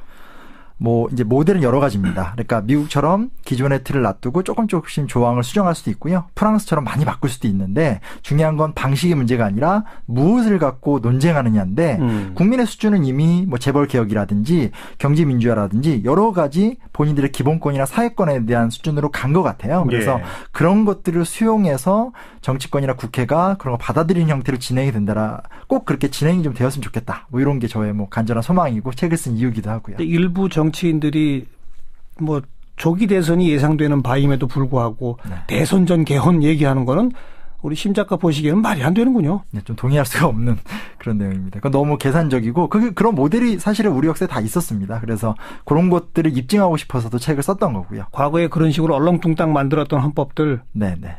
좋았던 적이 없다. 네네. 그런 얘기인 거죠. 그렇습니다. 어찌 보면 국민들이 그걸 알기 때문에 그런 뭐 대선 전 개헌론에 대해서 호응이 별로 없는 거 아니에요? 네, 맞습니다. 저도 이제 이 책을 쓰기 전에 몇 가지 좀 해봤는데 언론에 나오는 것 대비 실제로 국민들은 그런 식의 개헌 논의에 대해서는 거의 반응을 안 하는 것 같고요. 그들이 원하는 건 아직까지 헌법이라는 거를 구체적으로 표현을 못 하더라도 광범위한 사회 변화 그리고 어떤 사회개혁인데 아직까지 그걸 이제 헌법을 통해서 구현해야 된다는 것까지는 조금 표현력이 좀 떨어지는 것 같고 그래서 제 생각에는 어느 대통령이 후보가 되고 누가 대통령이 되느냐에 관심을 넘어서서 어떤 대통령들이 어떤 헌법의 이야기를 만들어갈 것인가 이렇게 좀 헌법적인 상상력으로 갔으면 좋겠다 이런 취지로 책을 썼습니다. 그래서 제목이 헌법의 상상력이군요. 네, 그렇습니다. 헌법의 핵심은 국민의 기본권, 국민의 사회경제권, 지방자치권 뭐 이런 데에 있는 거지. 네. 대통령이랑 국회 권력 뭐 그게 핵심이 아니다. 그렇습니다. 근데 공부할 게 너무 많아지는데요. 그렇게 되면? 그렇게 생각보다 책이 어렵지 않고요. 그리고 뭐 사실 제 말은 온통 사람들이 권력 구조와 헌법 이것만 생각하기 때문에 그게 아니라 진짜 헌법의 본질을 깨달으려면 공부를 더 좀 해야 되겠군요. 네. 그게 사실 목적이었어요. 그러니까 정말 드리고 싶었던 말씀은 대통령 5년 단임제를 바꾸는 게 헌법 개헌의 목적이 아니고 네, 그렇다는 거. 알겠습니다. 오늘 깜짝 놀랐어요. 재헌 헌법에 이익 균점권이 있었다는 거. 오늘 수고하셨습니다. 네, 감사합니다. 역사작가 심용환 작가였습니다. 박근혜 대통령 취임 4주기가 되는 날입니다. 자, 바로 그날을 이 퇴진행동 측에서는 박근혜 없는 봄을 위한 총집중의 날이 되자. 그래서 시민들 광장에 모여달라 호소하고 있고요. 한편 이 대통령 탄핵 기각을 위한 이 국민총궐기 운동본부, 줄여서 탄기국이라고 부르죠. 여기서는 3월 1일 3.1절 탄핵 기각을 요구하는 대규모 집회를 준비하고 있고, 자, 지금 광화문 시청 광장은 연일 양쪽 집회들로 인해서 참 뜨거운 상황인데요. 은수미 안진걸의 외부자들, 오늘은 이 퇴진행동과 탄기국 양쪽 이야기를 좀 나눠보겠습니다. 은수미 전 의원, 그리고 참여연대 안진걸 공동사무처장, 어서 오십시오. 예, 네, 안녕하세요. 네, 안녕하십니까. 안진걸 사무처장이 그 퇴진행동에도 지금 무슨 퇴진행동에 무슨 대변인처럼 되어 있습니다. 부끄럽습니다. 예. 그 지금까지 흐름을 우선 좀 잠깐 정리해 보면, 그러니까 탄핵이 가결되기 직전까지가 아마 최대 아니었나요? 예, 맞습니다. 그렇죠. 그 다음에 탄핵 가결되고 나서 숫자가 조금씩 줄어들다가 지난주부터 다시 또 늘어났다? 예, 어떻게 맞습니다. 봅니까? 예. 10월 29일 날 시작해서요. 11월 26일 날 전국 190만 명, 12월 3일 전국 동서고금 최대 규모로 평가받았습니다. 232만 명의 대항쟁. 네. 그때가 이제 12월 9일 국회 탄핵이 혹시 위험할 수도 있다라는 국민적 분노나 걱정이 폭발하면서 그렇게 모여들었고요. 그 이후로는 국민들께서 날씨도 춥고 매주 토요일 날 나오면 또 안 그래도 어려운 경제 사정에 여러 비용도 들잖아요. 그리고 또 좀 관망해보자 이런 흐름도 있었습니다. 그래서 들쭉날쭉 했었는데, 그리고 1월 달에는 정말 추워가지고 1월 14일 같은 경우는 영하 한 15도 가까이 체감이, 그러니까 한 15만 명 정도로 전국으로 좀 줄어들었어요. 근데 이제 명절 전에 그 유명한 박근혜 정규제 인터뷰 쇼 같은 게 있었잖아요. 그러면서 설 민심이 다시 한번 좀 분노로 돌고, 그러면서 2월 4일 이렇게 조짐이 보이더라고요. 뭔가 많이 나오시는 분위기. 인근 지하철역 하차 인원이 급증한 거예요. 벌써 제가 통계를 보니까. 그리고 2월 11일 날, 2월 4일 날 한 전국 40여만 명, 2월 11일 날 전국 81만 명 정도로 지금 이 분위기가 11월 말이랑 분위기가 좀 비슷합니다.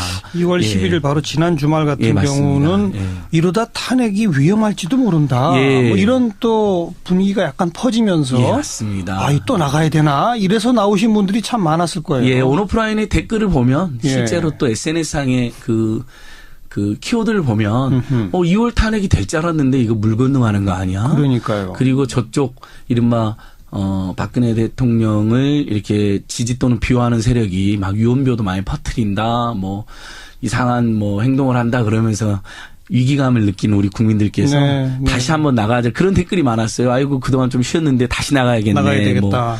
친구들한테 연락해야겠네. 이런 흐름이 쭉 조성이 되더라고. 그걸 딱 실제로 그러니까 2월 4일부터 2월 10일 날 한 2배 가까이 모였고. 그렇죠. 지금 2월 18일 이번 주 토요일 2월 25일도 제가 장담할 수 있는데 왜냐하면 흐름 딱 보이거든요. 더 많이 모이실 거예요. 특히 이제 2월 25일로 총 집결. 그날은 이제 지역에서도 올라오시겠다는 분들이 뭐 수두룩한 상황. 야당들도 지난 주말부터는 공식 합류를 지금 하고 있는 상태죠. 그러니까 이런 것 같아요. 정치를 크게, 그러니까 하나의 정치가 공간으로서는 광장의 정치와 제도 정치가 유기적으로 돌아가거든요.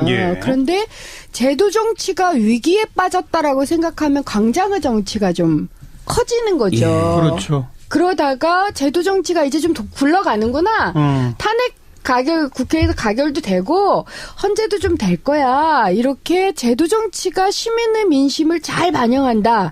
그러면 좀 이렇게 광장의 정치를 멈춰 서셨다가 요즘에는 제도 정치가 좀 흔들리네.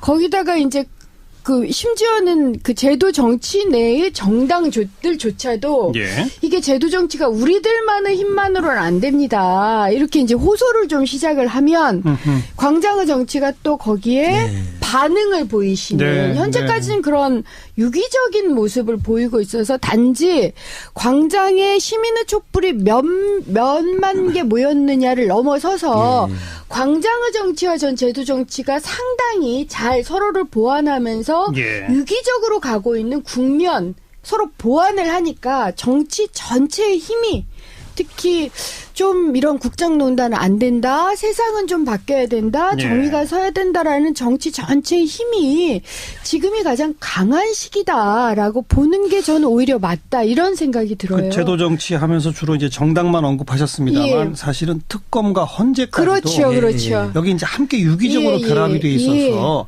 특검이 뭐 뚝심 있게 밀고 나가고 그러면은 광장에 있는 분들이 환호성을 지르고 특검이 뭐가 좀 지지부진하면 지난번 이재용 부회장 구속영장 기각되니까 이 지난주 집회에서도 메인 슬로건이 제일 큰 구호가 2월엔 탄핵하라와 이재용 구속하라. 그렇죠. 이런 식으로 이렇게 광장이 목소리를 내주고. 그리고 특검은 연장하라. 그리고 반드시 연장해야 된다. 또 이렇게. 헌재는 2월 안에는 무조건 결정 내려라. 뭐 이런 건데 헌재가 조금 시간을 이렇게 지치하는 모습을 보이면 구호를 외치다가 헌재도 단호하게 시간을 빨리 하려고 하는 모습 보이면 또 박수를 보내고. 이게 함께 이렇게 돌아가는 그런 양상이죠. 지금 정말 그런 굉장히 드문 그리고 멋진 풍경이 이제 보이고 있어서. 근데 퇴진행동 측이 어제 국회에 가서 특히 국민의당 지도부들을 만났다고요? 국민의당 지도부도 만나고 더불어민주당 지도부도 만났고요.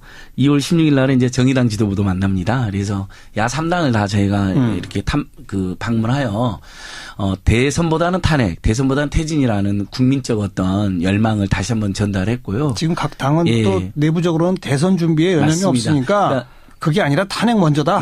대선 준비하는 거 이해되죠. 당연히 일정이 차곡차곡 다가오는데 다만 우리 국민 입장에서 이런 분노나 걱정이 있었던 거거든요. 무슨 해체하거나 해체 수준에 개혁을 하겠다고 했던 새누리당은 탄핵 반대 집회에 나와서 오히려 촛불 민심을 막 공격하고 있잖아요. 근데 야당도 너무 빨리 대선으로 가고 또 자기 지지자들끼리 때로는 좀 격렬하게 막 이렇게 논쟁하는 모습을 보면 국민들 입장에서는 아직은 아닌데 이건 아닌데 이런 여론이 있었던 거죠. 그래서 실제 2월 4일 집회 때도 많은 국민들이 대선보다는 탄핵, 대선보다는 퇴진에 집중해달라는 호소를 했었고 이번에 또 저희 퇴진행동 대표단들이 두 야당을 찾아뵙고 그런 말씀도 드렸고. 당에서는 뭐라고 답변하던가요? 거기에 100% 공감한다. 잠시 뭐 대선 일정 때문에 좀 그쪽 신경을 너무 안 쓴 면이 있었지만 그래서 지난주부터 2월 4일부터는 2월 11일부터는 야당에서 적극적으로 이렇게 촛불 집회도 좀 나오는 모양새가 더불어민주당은 그 당 차원에서 조직적으로 주말에는 촛불 집회 합류합시다 하는데 국민의당은 아직 그렇게 조직적으로는 참여는 아니죠? 국민의당도 근데 이제 광주라든지 서울 집회 많이 오셨어요. 그리고 손학규 전 대표님이나 박 전 대표님도 막 참여도 하시고 안철수 이제 전 대표님이 뭐 다른 일정도 못 나오면서 상대적으로 덜 나왔다라는 지적을 받았지만은 실제로는 더불어민주당, 정의당은 아주 열심히 준비를 한 것 같고요. 국민의당도 제 몫을 다 해줬다고 생각합니다.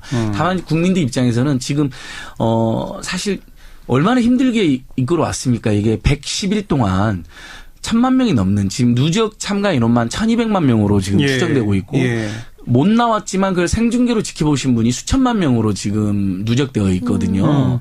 그건 사실 모든 국민들이 참가한 위대한 항쟁이었는데 딱 지금 몇 가지가 안 된 거거든요.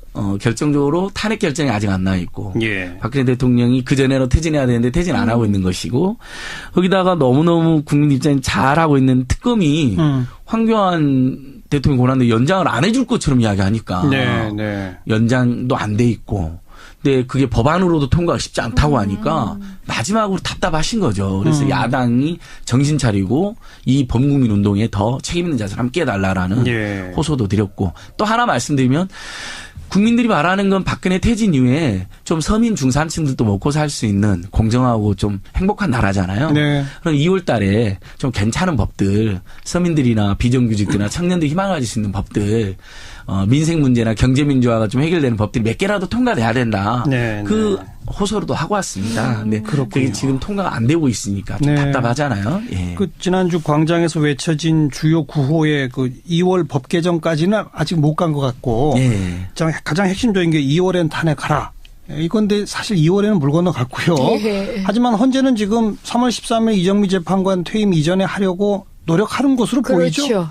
지금 저는 헌재에 대해서 뭐 여러 가지 또 얘기들도 많고 사실 새누리당을 비롯해서 또 이제 탄핵을 원하지 않는 분들이 헌재가 흔들린다 이런 얘기들을 많이 말씀하시는 것 같지만 대체적으로 지금까지 헌재를 보면 헌재가 그동안은 박근혜 대통령 측의 뭐 얘기들도 많이 들어주고 증인 공정해야 되니까요. 그렇죠. 예. 증인 신문도 충분히 하려고 노력을 했고 다른 일정도 많이 잡다가 이렇게 하는 건 이제 더 이상 국민의 눈높이에서 볼 때 공정하지 않다. 오히려 그렇죠. 지지부진하는데 헌재가 끌려간다. 이런 얘기를 들으면서는 23일까지 정확하게 이 증인 신문을 좀 마무리하고 그때서부터는 우리가 판단에 들어가겠다라고 분명히 지금 태도를 보이신 거여서 그렇죠.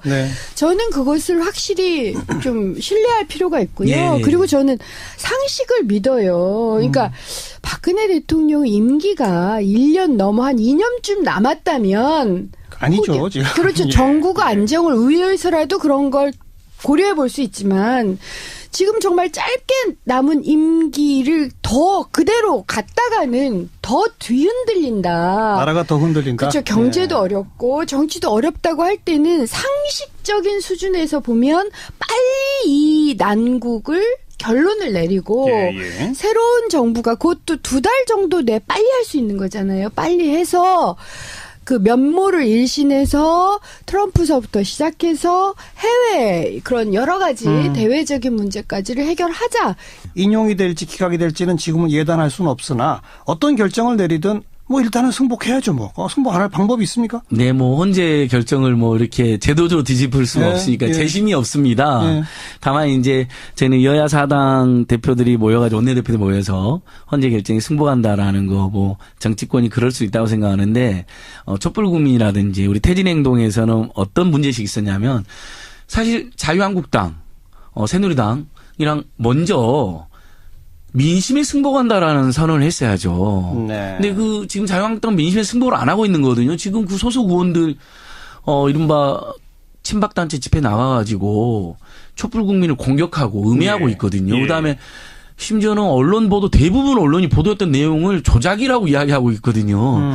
몰상식의 행태를 벌이는데 그분들이랑 헌재 결정에 승복한다는 이야기를 왜 이 타임에 했는지 굳이 그걸 했어야 되는지 그분들이랑 이런 걱정이 드는 거예요. 그 전에 자유한국당한테 민심부터 승복이라고 압박하고 사실 국민들 입장에서는 새누리당 해체라는 구호까지 자연스럽게 나왔었는데 그리고 본인들도 해체 순위를 개혁한다 그랬잖아요. 근데 지금 그 개혁 의지는 저희들 보기에는 아예 없었다고 생각하거든요. 그 의원들이 그 보수단체도 아니죠. 이제 친박 존박단체로 저희는 그러는데 거기서 하는 말씀 들어보면 이건 국회에서의 탄핵 결정도 지금 다 부정하고 있거든요. 그러니까 그런 면에서는 그 원내 사당 대표 합의가 취지는 이해하지만 국민들 입장에서 받아들여 어려운 면이 있었다. 민심에 먼저 승복해야 된다. 정의에 승복해라. 정의에. 이런 이야기를 드리고 싶었습니다. 그래요. 퇴진행동 측은 그렇게 주장하실 수 있고 또 어쨌든 우리 제도 정치는 또 제도 정치의 한 축인 헌재의 결정에 우리 모두 승복한다라는 선언한 것도 저는 의미가 있다고 생각하고요. 그다음에 특검은 연장하라 이런 구호들이 외쳐졌는데 이거는 최악의 경우를 하더라도요. 즉 황교안 권한대행이 특검 연장 신청을 불허하면 바른정당이 이 특검 기간을 연장하는 법에 동의하기로 지금 약속이 되어 있답니다. 그러니까 최악의 경우 잠깐 뭐 휴직 기간을 좀 갖겠지만 특검은 수사를 더 할 수 있다. 이건 뭐 거의 기정사실화된 것 같으니까 이것도 이 광장의 목소리에 제도 정치가 지금 응답을 하고 있는 그런 모습이고 마지막 이재용 구속하라 이런 구호가 지난 주말 많이 널리 퍼졌는데 다시 재청구해서 내일 영장 실질심사 하지 않습니까? 맞습니다. 어떻게 될까요? 은수미 의원님 어떻게 보세요? 지난주에 저희가 약간 예상이 틀려가지고. 지난주가 아니죠. 몇 주 전에. 몇 주 전에. 아니 상식적이고 합리적으로 생각해서 이재용 구속은 당연한 거거든요. 이 정도 사안이면 일반 국민은 당연히 구속이고요. 사실은 그러니까 권력을 많이 가지고 있는 사람은 훨씬 더 많은 책임을 져야 하고 그것이 공정하다는 점에서 저는 당연한 수순이었는데 안 됐거든요. 그런데 대개의 경우 특검이 2번씩 걸쳐서 재청구를 하지는 않아요. 이화여대 최경희 전 총장도 재청구한 거 받아들여져서 구속시켰거든요. 그래서 저는 그만큼 자신감이 있다. 특검이 자신이 있으니까 그러니까 재청구했을 것이다. 법조계 내에서 충분한 판단들을 하고 있는 거 아닌가. 그래서 저는 어쨌든 이번에 특검을 믿고 법원도 믿겠다. 내일 한번 지켜봅시다.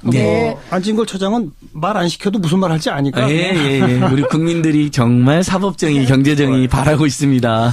자, 그리고 또 우리가 인정할 거 분명히 인정해야 되는 게 대통령 탄핵 기각을 요구하는, 즉 탄핵에 반대하는 시민들의 집회도 점점 커져가고 있는 게 분명히 맞죠. 예, 예전보다는 좀 더 많이 나오시고 지역에서 이렇게 전세버스로도 올라오시더라고요. 네. 그래서 저희는 당연히 박근혜 대통령을 좋아하는 분들이 모여서 집회하는 거 그 자유가 있다고 생각하고 네. 다만 촛불 국민들을 음해하고 뭐 배후에 빨갱이가 있다는 등 또는 뭐 1월 7일 날 도심에서 뭐 전경버스 50대를 불태웠다는 등 막 이런 걸 막 그분들이 막 퍼뜨려요. 그리고 광화문을 가서 뭐 다 이렇게 좀 박살내버려야 된다. 아니 전경버스 불태웠다는 얘기도 막 거기 나와요. 예. 그러니까 이런 것만 안 했으면 좋겠어요. 그러니까 저희는 사실 예. 우리 CBS 청취자들도 광화문 광장 이렇게 와보신 분도 있을 거예요. 거기서는 예를 들면 이렇게 박근혜 대통령이나 그들을 비호하는 핵심 정치인들에 대한 비난은 하지만 거기 모여 있는 분들에 대해서는 제가 일절 언급을 안 하거든요. 왜냐하면 생각은 다르지만 어쨌든 우리 국민들이니까. 근데 거기 모여 있는 분들은 와서 막 일부 폭행도 하기도 하고 폭언도 하고. 그래요? 네, 그게 지금 경찰 입건도 되어 있습니다. 그러니까 제가 방송이니까 사실관계 의거해서. 그래서 경찰들이 그것 때문에 그리고 지난주에는 기자들도 폭행을 당해갖고 문제가 됐었거든요. 그랬어요? 예, 맞습니다. 네. 그래서 그게 지금 언론노조에서 성명도 내릴 정도였거든요. 그러니까 네. 좀 다른 생각을 가진 분들에 대한 지나친 음해나 공격, 폭력성은 서로에게 도움이 안 된다. 그냥 자기가 좋아하는 분을 위해서 그냥 평화롭게 집회를 하시는 것으로 서로 신사적으로 하는 게 맞다. 그리고 제가 이제 공고 드린다면 어쨌든 대부분 언론과 검찰 거기다 특검을 안 믿거든요, 이분들이. 네, 그럼 그전에 검찰, 박근혜 정부에 충성했다는 검찰에서도 박근혜 대통령 최순실 씨의 많은 비리 혐의가 밝혀졌는데, 그건 믿고 인정하고, 그 다음에 보니, 그럼에도 불구하고 자기는 탄핵을 반대한다는 게 맞지. 그것이 거짓말이니까 탄핵 반대한다 그러면. 일부 단체 분들은 제가 그 서초동 검찰청 앞을 이렇게 지나가다 보니까 플랜카드에 정치검찰, 심지어는 촛불검찰, 규탄 뭐 이런 것까지 써 있더라고요. 예. 저는 뭐 촛불 집회가 막 타올랐을 때나 지금이나 한 20% 정도의 국민은 예, 박근혜 대통령의 탄핵에 반대한다고 생각해요. 맞습니다. 예, 여론조사 해도 그렇게 나오고요. 항상 20%는 꾸준해요. 그리고 그런 생각을 가질 자유는 있지만 어쨌든 그것을 거짓말로 문제가 되죠. 예, SNS상에서 퍼뜨리는 건 아니죠. 집회 현장에 정말 신문 같은 모양으로 인쇄물이 대량 뿌려지는데 페이크 뉴스라고 해서 완전 가짜 뉴스를 신문처럼 이렇게 인쇄해서 뿌려지고 있다면서요. 이건 정말 누군가 조직적으로 하는 거 아닙니까? 맞습니다. 그래서 다 뭐 수사 대상이고 이제 언젠가 진상이 밝혀지겠지만은 제일 안 좋은 게 아까 말씀 1월 7일 날 뭐 전경버스가 불탔다는 뭐 이런 걸 돌린다든지 추미애 대표나 심상정 대표 같이 우리나라의 대표적인 야당 대표들을 간첩이라고 막 무대에서 발언한다든지 군대여 일어나라 쿠데타를 선동하는 이런 건 기본적인 민주질서와 상식 그 자유민주주의를 다 파괴하는 거잖아요. 그래서 이게 군인권센터에서 고발도 했어요. 이게 지금 수사도 받고 있는 중이거든요. 저는 그쪽 집회에도 다수의 시민들께서는 그런 가짜의 현혹 안 되리라고 생각하고 맞습니다. 일부 소수가 좀 너무 과도한 행동들을 하시는 거 아닌가. 저는 그렇게 생각하고 싶고 아무쪼록 그쪽 분들도 자꾸 모여가고 규모가 커지고 있다는 거 저희도 존중하고 인정합니다. 다만 과도한 행동, 과도한 거짓, 뭐 이건 좀 조심해 주십사. 이 정도 말씀을 좀 드리면 좋겠고요. 매 주말 그 문화 공연에 누가 나오느냐 또 관심사가 되는데 지난주에는 김 씨가 나와서 뜨거운 감자 김 씨 되게 좋았었죠. 또 레게 밴드도 나와서 잘하던데. 그리고 이번 주에는 누가 나옵니까? 지난주에는 사실 무대에는 안 섰지만 김장훈 씨가 이렇게 같이 행진하다가 방송 차량이 늦으니까 본인이 직접 거리에 사회도 봤어요. 그러니까 이게 저희가 범국민적 항쟁이라고 하는 데는 이유가 다 있는 겁니다. 그렇죠. 세상에 가수가 거리 집회에 사회를 보는 경우가 어디 있어요. 그 정도로 많은 분들이 이제 가수 이은미 씨는 지난주에 헌법재판소에 빨리 탄핵을 한 엽서 보내기 캠페인을 하고 있더라고요. 이은미 씨도 노래 안 하고. 그러니까 이분들 다 원래 유명한 가수들인데 이번 주에는 우리 CBS 방송도 진행하는 가수 이한철 씨고요. 또 모르세라고 하는 약간 저항풍의 트로트를 부르신 분이 있어요. 가수 지방에서는 모르쇠. 알려진 모르쇠는 노래인데 저항 트로트라고 지금 그 포털에서 큰 화제가 되고 있는 저항 트로트. 이거 권윤경 선생님도 나오시고요. 관심 가는데요. 그리고 뭐 다음 주에는 데뷔 40주년에 정말 국민 가수급인 최백호 선생님이 나온다는 최백호? 설이 지금 파다합니다. 설이에요? 확정이에요? 아직 확정은 아닌데 저는 그러니까 아까 다시 본국민적인 집회라는 게 설령 만약에 못 오신다다 이분들이 나오겠다는 연락이 왔다는 것 자체가 최백호 선생님이 집회에 나온다는 것만 연락이 왔다. 가수 이정석님도 오신다고 연락이 왔어요.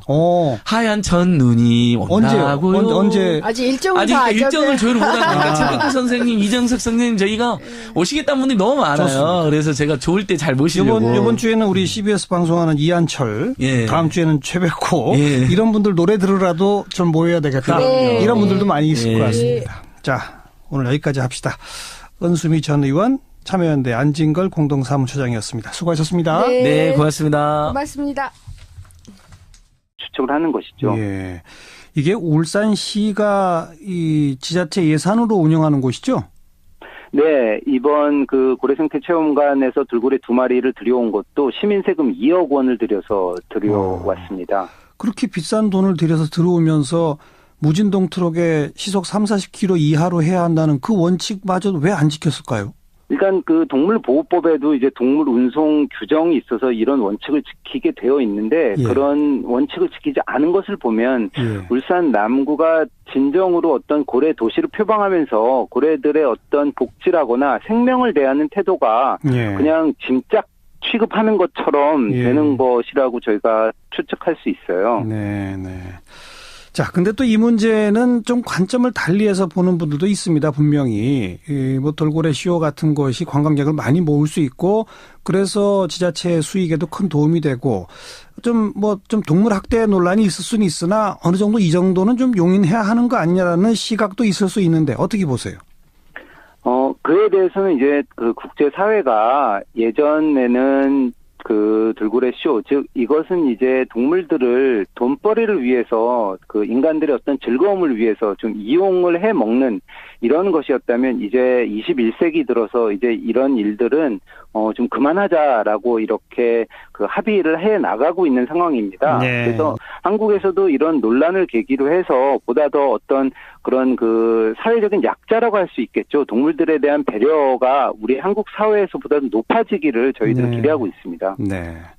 그래서 왜 오래전에 그 제돌인가요? 이름이? 네네. 바다에 그 다시 돌려보낸 맞죠? 네네. 지금 건강하게 잘 살고 있겠죠?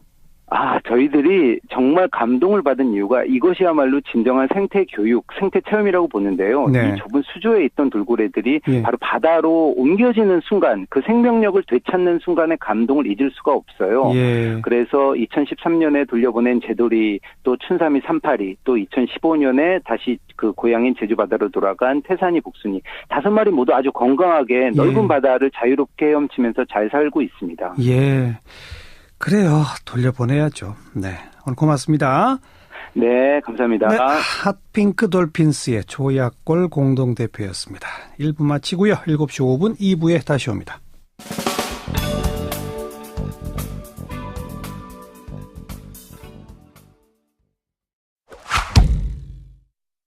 미디어스의 김민아 기자 어서 오세요. 안녕하세요. 청년 실업률이 좀 줄어들었다고요? 그렇습니다. 그런데 이게 또 뭐 이게 그냥 듣기에는 좋은 소식인 것 같은데 별로 그렇지는 않다고 하네요. 그래요? 일단 통계청이 1월 고용 동향을 오늘 발표를 했는데 지난달 청년층 즉 15살에서 29살까지의 실업률 1년 전보다 한 0.9%포인트 하락한 8.6%로 나타났습니다. 그런데 이 통계상 실업자라는 것은요. 수입이 있는 일을 하지 않고 최근 이제 그 4주간 적극적으로 일자리를 찾아 나섰더니 이렇게 규정이 돼 있거든요. 최근에 경기 여건이 좋지 않고 기업의 채용 수요가 위축되니까 청년층이 아예 일자리를 찾아 나서지 않았기 때문에 이 실업률이 떨어진 거 아니냐 이런 이제 해석이 나올 수가 있는 대목인 것이죠. 아예 일자리를 찾아 나서지 않아서 그냥 숫자가 빠진 거다. 그렇죠. 이 고용 시장이 어려운 상황이라는 건 자영업자가 크게 증가했다는 대목에서 드러나는데요. 올해 1월에 자영업자 취업자는 1년 전보다 16만 9천 명이 증가한 걸로 나타나 있습니다. 19만 2천 명이 늘어났던 2012년 7월 이후에 증가폭이 가장 컸다고 하고요. 네. 이건 이제 뭐 불경기로 인해서 일찍 은퇴했거나 직장을 잃은 중장년층이 생계 유지를 위해서 대거 자영업으로 몰린 결과다. 이렇게 풀이가 되고요. 네. 제조업 취업자 수가 감소 추세인 것도 확인이 되는데 지난달 취업자 수 증가폭이 지난해 2월 이후 11개월 만에 25만 명 밑으로 떨어졌거든요.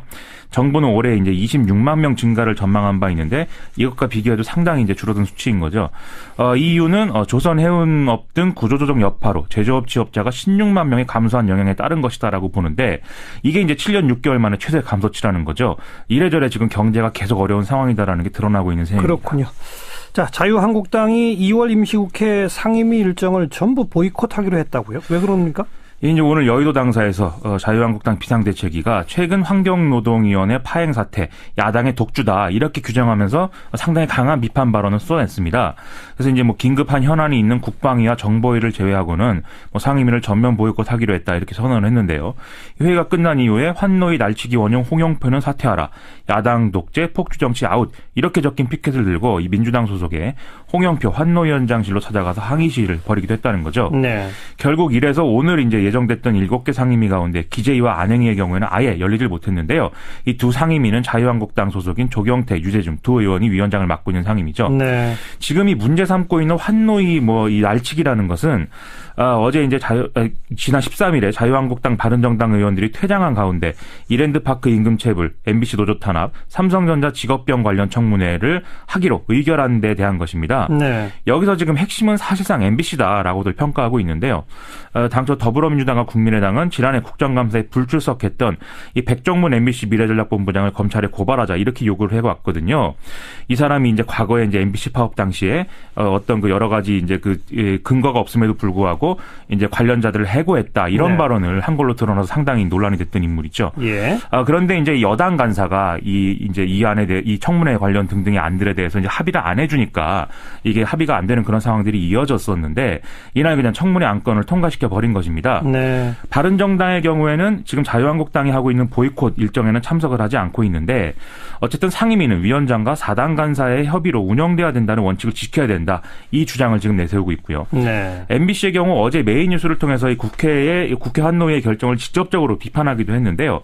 지금 국회 미방위에도 이른바 언론장악방지법 등의 어떤 이 관련 현안이 있는 뭐 그런 상황이거든요. 네. 여기도 어제 여당 간사의 반발로 이제 파행이 됐었는데 지금 뭐 언론장악 뭐 이런 걸 둘러싼 어떤 전쟁 양상으로 가는 거 아니냐 이런 해석도 일각에서 나오고 있습니다. 힘겨루기가 치열하군요. 그렇습니다. 자, 박근혜 대통령하고 최순실이 차명폰으로 불과 한 6개월 사이에 거의 600차례, 그러니까 한 달에 한 100회씩 통화했다는 그만큼 이제 뭐 행동이 위축됐군요. 예.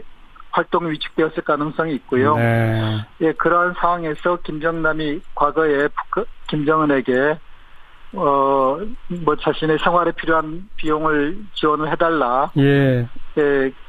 그러지 않으면 망명할 수도 있다라고 협박을 한 적이 있는데, 만약 김정남이 최근에 이제 그런 식의 협박을 했다고 하면은, 그것을 지금 이제 북한이 굉장히 경제적으로 지금 많이 위축되어 있는 상황 아닙니까? 국제사회 제재 때문에. 예, 그것 때문에 김정남하고 타협하느니 차라리 이번 기회에 김정남을 제거하자 이런 식의 건의를 뭐 북한의 새로운 정찰총국장이라든가 간부들이 했을 가능성이 있다고 봅니다. 네. 자, 이게 이제 말레이시아 경찰이 1차 수사를 쭉 하겠습니다만 북한의 소행이다라고 하는 명백한 결론을 내릴 수 있을까요? 자, 짧게 답해 주시면. 뭐 범인들이 잡혔어도 그 사람들이 묵비권을 행사하고 이제 그러면은 이 수사가 장기화될 가능성이 높다고 봅니다. 네. 그리고 독극물이 사용됐다 하더라도 이 독극물이 북한에서 사용되는 것인지 다른 국가들에 사용되는 것인지 또 확인하는 데도 시간이 걸릴 수 있고요. 네. 그래서 뭐 범행을 북한의 어떤 소행을 입증하는 데는 뭐 좀 시간이 소요될 걸로 그렇게 예상이 됩니다. 시간이 소요되더라도 말레이시아 경찰이 이건 북한의 지시로 어떻게 됐다라고까지 공개할 것이냐 말 것이냐 이건 또 정치적 변수가 있는 거죠? 말레이시아로는 뭐 북한과의 관계보다는 한국과의 관계가 더 중요하지 않겠습니까? 아하, 그래서 예. 그들이 뭐 북한 소행이라는 걸 확인하게 되면은 뭐 밝히겠지만은 네. 또 이번에 확인하기까지 오래 걸릴 것이다 이런 말씀. 예, 알겠습니다. 알겠습니다. 예. 여기까지 말씀드릴게요. 고맙습니다. 예. 네, 세종연구소 정성장 실장이었습니다. 이런 포부로 2009년에 고래 생태 체험관을 열었어요. 그런데 그 사이에 벌써 5마리 돌고래가 죽었습니다. 환경단체들이 반대하지만 2마리 돌고래를 일본에서 또 수입했는데 그 가운데 1마리가 닷새 만에 또 죽었습니다. 자, 어떻게 된 상황인지 돌고래 보호단체 핫핑크 돌핀스의 공동대표 조약골 대표를 연결해 봅니다. 나와 계시죠? 네, 안녕하세요. 네. 고래 생태 체험관은 뭐 하는 곳이에요? 돌고래 쇼 하는 데입니까? 네, 한국이 이제 제도리를 비롯해서 돌고래들을 돌려보내고 난 뒤에 이제 돌고래 쇼장을 이름만 바꾼 생태 체험관으로 이렇게 이제 바꾸는 이런 열풍이 일었고요. 그래서 울산 고래 생태 체험관도 사실은 고래 생태 설명회를 한다고 하지만 사실상 돌고래 쇼를 하고 있는 곳입니다. 점프하고 공 치고 이러는 거 하는 그런 쇼 말이죠? 그렇죠. 예. 근데 그 사이에 벌써 5마리가 죽고 이번에 6마리째 죽은 거네요? 네, 고래생태체험관 같은 경우에는 한국에 이제 여러 고래류 관련 시설들이 있는데 가장 폐사율이 높은 곳이고, 지금 벌써 6마리째 죽었습니다. 왜 그렇게 계속 죽어나갑니까? 일단 기본적으로 고래들은 보통 하루에 100km 정도를 헤엄치는 생태적인 습성이 있는데 이것을 무시하고 이제 좁은 수조에 가두는 거죠. 그래서 하루에 예를 들면 서울에서 천안까지 헤엄치는 이런 애들을 가로 세로 10m 이런 수조에 가둬놓으면 스트레스를 받을 수밖에 없고 그것을 무시한 돌고래 쇼장 혹은 돌고래 수조에 가둬놓기 때문에 일단 이제 죽게 되는 것은 어떻게 보면 당연하고요. 근데 유독 이곳이 더 이렇게 이 폐사율이 높은 이유는 또 뭘까요? 울산에 이제 이런 화학 단지들이 밀집해 있으면서 그런 어떤 나쁜 공기나 나쁜 수질 이런 것이 또 영향을 미쳤을 것으로 보고요. 그다음에 이번에 죽은 돌고래 같은 경우에는 또한 어떤 무리한 수송에 의한 죽음이 지금 저희가 추측할 수 있습니다. 네. 이걸 그러면 일본의 무슨 동물원이나 일본의 고래쇼장 이런 데서 훈련받은 돌고래를 수입해 오는 거예요? 어디서 사오는 겁니까? 한국에서 이제 들여오는 돌고래들은 대부분 일본 다이지라는 곳에서 수입을 하고요. 이곳은 이제 아주 세계적으로 잔혹한 돌고래 학살로 악명 높은 곳입니다. 그래요? 어떻게 하는데 세계적으로 잔혹함이 악명 높게까지 알려졌습니까? 이제 매년 몇백 마리에서 몇천 마리의 돌고래들을 이렇게 무차별 학살을 하고요. 그래서 이제 그 중에 좀 어리고 예쁜 돌고래들을 뽑아서 전 세계 수족관으로 보내고 나머지는 이렇게 이제 죽여서 고래 고기로 판매를 하고 그래서 이제 그 인근 바다가 되게 새빨갛게 피로 물들고 이런 것들이 다큐멘터리로 공개가 되면서 되게 많은 충격을 주었죠. 세계적으로 악명 높은 일본의 다이지라는 지역 거기서 잡은 돌고래를 2마리 수입해 오다가 좀 무리한 수송을 했다? 아까 그건 무슨 말씀입니까? 돌고래 운송 과정에서 문제가 되게 컸는데요. 이제 보통 돌고래들 같은 경우에는 몸무게가 거의 200kg 가까이 나가고 무리하게 운송을 할 경우에 충격이 갈 수 있기 때문에 반드시 무진동 트럭을 사용을 해야 되고 그다음에 도로에서 속도도 30km에서 40km 정도로 가도록 이렇게 되어 있는데 이번 울산 고래생태체험관 같은 경우에는 저희가 처음 부산항에서부터 추적을 했는데 평균 70km 이상으로 이렇게 달렸고 또 트럭이 계속 이렇게 출렁거리고 덜컹거리는 상황이었어요. 그래서 들여온 지 닷새 만에 폐사했고 부검까지 했다는데 혹시 폐사한 이유가 밝혀졌나요? 네, 부검을 진행한 경북대학교 수의학과 이제 교수들 말을 들어보면 혈흉이 발견되었다. 즉 이제 가슴 부분에 출혈이 있어서 그것 때문에 돌고래가 호흡을 못하고 죽었다. 그런데 그 혈흉의 원인은 외부 충격이었다. 이렇게 발표를 했습니다. 그래서 외부 충격이 뭐냐? 저희들이 직접 돌고래 이송 과정에서 트럭이 덜컹거리면서 200kg 가까운 돌고래가 가슴이 이제 바닥에 이렇게 닿아 있는데 그 과정에서 충격이 여러 차례 심장과 폐 부분에 가해졌을 거라고 그렇군요. 상식적으로 뭐 정권 내부에서 그런 문제도 있었고 그리고 그때는 이제 김정은이 한참 올라가는 추세였기 때문에 김정남을 망명을 시키면은 김정은 정부하고 너무 이게 척이질 수 있다. 그런 것 때문에 접었던 걸로 알고 있는데 그런 게 이제 다시 불거질 가능성은 있을 것 같습니다. 네. 그런 다른 사건이 혹시 터지면 모르라도 네. 일단 김정남 암살 이 건만으로는 우리 대선 전국 뭐 움직임이 별로 없다. 예, 뭐 영향은 없을 것 같다는 말씀입니다. 여기까지 수고하셨습니다. 감사합니다. 윤태권 실장이었습니다. 김정남 암살 사건 지금까지 들어온 소식들 좀 정리해 봅니다. 세종연구소 통일전략연구실장이세요. 정성장 실장님 나와 계시죠? 예, 안녕하세요. 일단 이건 뭐 김정은의 지시 없이 누가 딴 사람이 이렇게 했을 일은 없다. 대체로 이런 분위기인데 정 실장님도 그렇게 보십니까? 예, 맞습니다. 김정남이 북한의 다른 간부들하고 다르게 김정은의 피를 물려받았기 때문에 김정은의 지시라든가 적극적인 동의 없이는 그에 대한 암살이 이루어질 수가 없습니다. 예.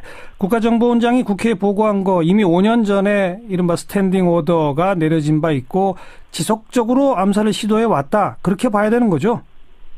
뭐 그럴 가능성이 충분히 있다고 봅니다. 왜냐하면은 2010년에 김정은이 처음으로 모습을 드러냈을 때도 김정남이 3대 세습에 반대한다라는 그런 입장, 그러니까 김정은으로의 권력 승계에 사실상 반대하는 입장을 피력을 했습니다. 예. 그런데 북한 사람으로서 이제 일반 북한 간부였다면은 이미 북한에 끌려가서 채용되고도 남을 그런 굉장히 위험한 발언이었는데, 예.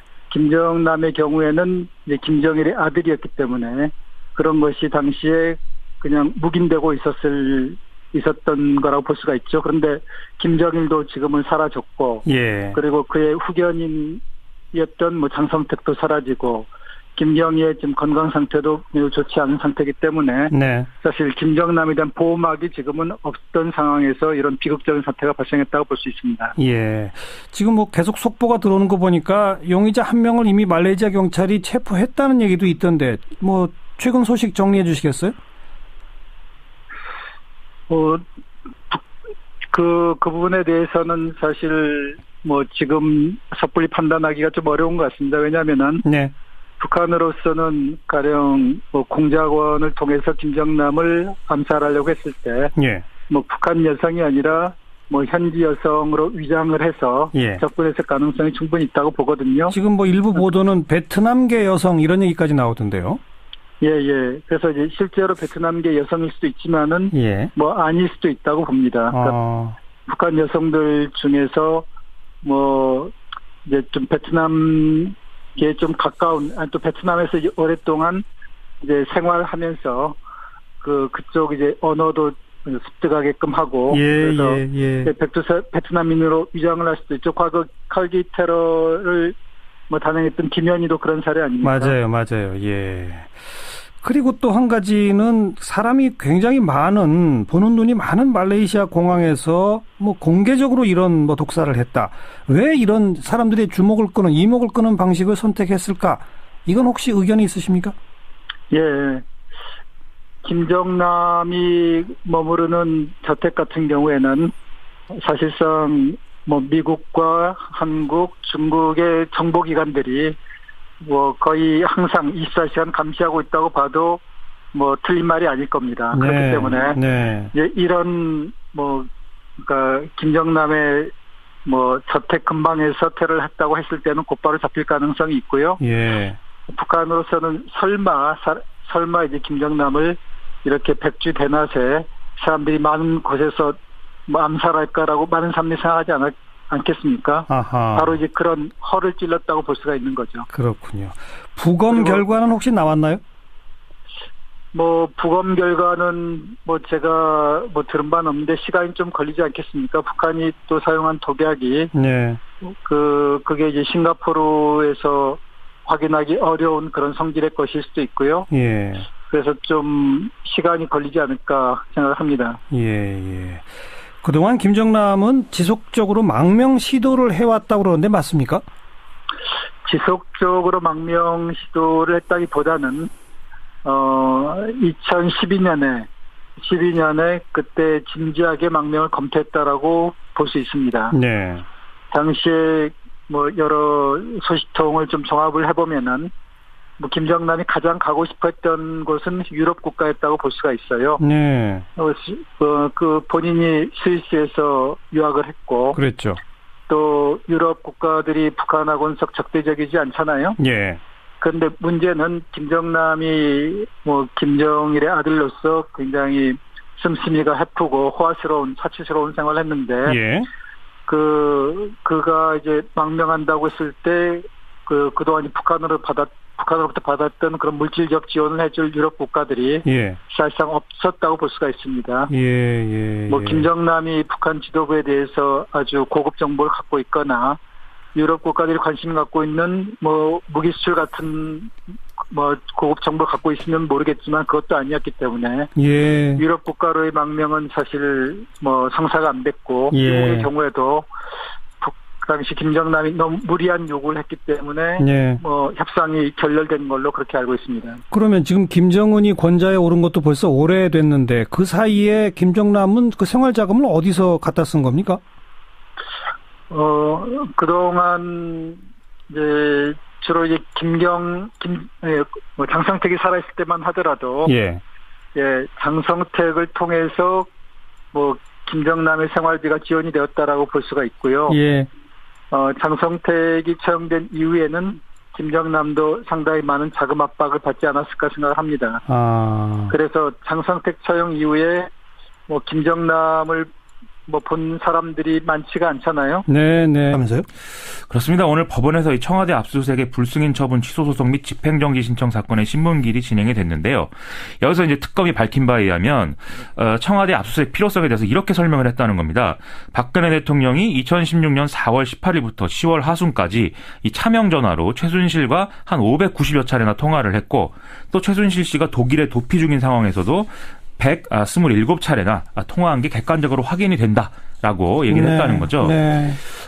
이 박근혜 대통령이 사용한 차명 휴대전화하고 최순실 씨가 사용한 차명 휴대전화는 같은 날 윤전추 청와대 행정관이 개통한 것이다라면서 이 차명폰이 청와대에 보관되어 있는 게 확실하다 이렇게 주장을 했다는 건데요. 그러니까 압수수색해야 한다. 그렇습니다. 예. 여기서 또 확인이 하나 되는 게 윤전추 행정관의 역할에 대한 것입니다. 최순실 씨가 태블릿 PC 관련 보도 직후에 자기 조카인 장시호 씨를 시켜서 자기 언니 최순득 씨와 윤전추 행정관을 통화하도록 했고 또 여기에 대한 박근혜 대통령의 어떤 발언을 또 장시호 씨를 통해서 최순실 씨에게 전달하도록 했다. 뭐 이런 내용까지 특검이 이제 확인을 했다고 얘기를 한 건데요. 네. 윤전추 행정관은 지난달 5일에 헌법재판소에 출석을 해서 대통령이 청와대 공식 휴대폰 외에 다른 거를 쓰느냐라는 질문에 대해서 잘 모른다. 본 적이 없다. 이렇게 대답을 했거든요. 이건 또 위증 혐의가 되겠네요. 그렇죠. 자기가 대포폰 쓴 적이 없다. 이런 증언도 같이 했기 때문에 이 특검의 어떤 수사 결과 내용이 사실이라면 위증이 되는 거죠. 이에 청와대 대리인 측은 법원이 발부한 구속영장의 압수 대상에 휴대전화는 제외돼 있다. 이런 반박을 했다고 하고요. 특검이 이런 주장을 하는 건 본질에서 벗어난 어떤 여론 압박용이다. 이렇게 얘기를 하고 있다고 합니다. 네. 참, 한 달에 100회 정도 통화. 평균 잡으면 하루에 3회 이상, 그죠? 그렇죠. 이러니까 이러니까 뭐 굉장히 분명하게 국정농단이 이루어졌다. 네. 이런 평가가 나올 수밖에 없는 상황인 것이죠. 그 탄핵 심판 결론이 뭐 3월 초에 날 거다 이런 얘기가 많은데 뭐 통상 목요일 날 선고했었다면서요. 근데 그 요일은 별로 중요한 게 아니라고요? 그렇습니다. 오늘 헌법재판소가 이 내용에 대해서 이제 물어보는 질문에 정례 브리핑을 통해서 특별한 사건은 선고하는 게 뭐 정해진 바 없다 이렇게 답을 했거든요. 일반 사건은 주로 이제 매월 마지막 주 목요일에 선고를 하는데 탄핵 심판과 같은 특별한 사건은 뭐 다른 요일에도 선고할 수 있다. 이런 취지의 답변으로 해석이 되고 있습니다. 예. 사실 노무현 전 대통령 탄핵 심판도 역시 금요일에 선고가 돼서 아마 이런 가능성이 금요일에 선고가 될 가능성도 크지 않겠느냐 이런 전망도 나온 상황이었고요. 이정미 소장 권한대행이 퇴임하는 3월 13일 이전 결론을 내려준다. 이건 이제 기본으로 놓고 일정을 확인해 보면 그 전주 목요일은 9일 날 선고가 되지 않겠느냐 이런 주장들이 있었던 건데요. 예. 만약에 목요일을 고집할 필요가 없다라고 한다면 최종 변론기일이 언제 되느냐에 따라서 3월 둘째 주인 6일부터 10일 이 사이에 전부 이제 선고가 가능하다. 이런 해석이 이제 도출이 됩니다. 예. 지금 변론기일이 일단 정해져 있는 게 이달 22일까지고요. 그러면 최종 변론기일이 기일은 24일이나 27일이 예정이 되는데 최종 변론 이후에 약 2주 정도는 뭐 이런 여러 가지 절차가 이제 있는 걸로 지금까지 통상적으로 예상할 수 있다는 바를 좀 고려하면 네. 목요일인 9일이나 금요일인 10일에는 아마 결론이 나오지 않겠느냐 이런 계산도 가능한 걸로 보입니다. 목요일 꼭 안 지켜도 된다. 그렇습니다. 더불어민주당 대선 후보 경선 그 일반 선거인단 모집 오늘 시작됐죠? 그렇습니다. 오늘만 이제 오후 5시 기준으로 한 30만 명이 넘는 유권자들이 등록 신청을 했다고 지금 발표가 되고 있고요. 기존 민주당의 당원을 비롯해서 뭐 일반 유권자들도 인터넷, 전화, 현장 접수 등을 통해서 대거 선거인단으로 등록하고 있는 상황이라는 겁니다. 네. 민주당 홈페이지 접속이 폭주하면서 한때 속도가 느려지기도 했고요. 이 같은 추세가 이어진다면은 100만 명을 넘어서 한 150만에서 200만 명까지도 참여할 수 있을 것으로 보인다라는 게 그러네요. 더불어민주당 측의 해설입니다. 하루에 30만이니까 그죠? 그렇죠. 예. 이 얼마나 참여하느냐 여기에 따라서 대권 주자별로 유불리가 달라질 수 있다라는 게 언론 보도의 내용인데요. 여론조사를 해보면 일단 민주당 지지층에서는 문재인 전 대표가 우세한 걸로 나타나고 바른정당이나 국민의당의 지지를 하고 있는 유권자들 사이에서는 안희정 지사가 좀 상승세인 걸로 그렇게 나오고 있습니다. 선거인단 등록은 기존의 민주당 조직에 소속된 이제 유권자들이 먼저 시작할 것으로 보이기 때문에 예. 선거인단 등록이 약 100만 명 수준에 이르면 문재인 전 대표가 좀 유리할 거다. 이런 예상을 하는 이 상황이고요. 하지만 200만 명, 이 정도 수준이 되면은 안희정 지사가 지금보다 상당히 유리해지지 않겠느냐. 이런 분석들이 나오고 있는 상황입니다.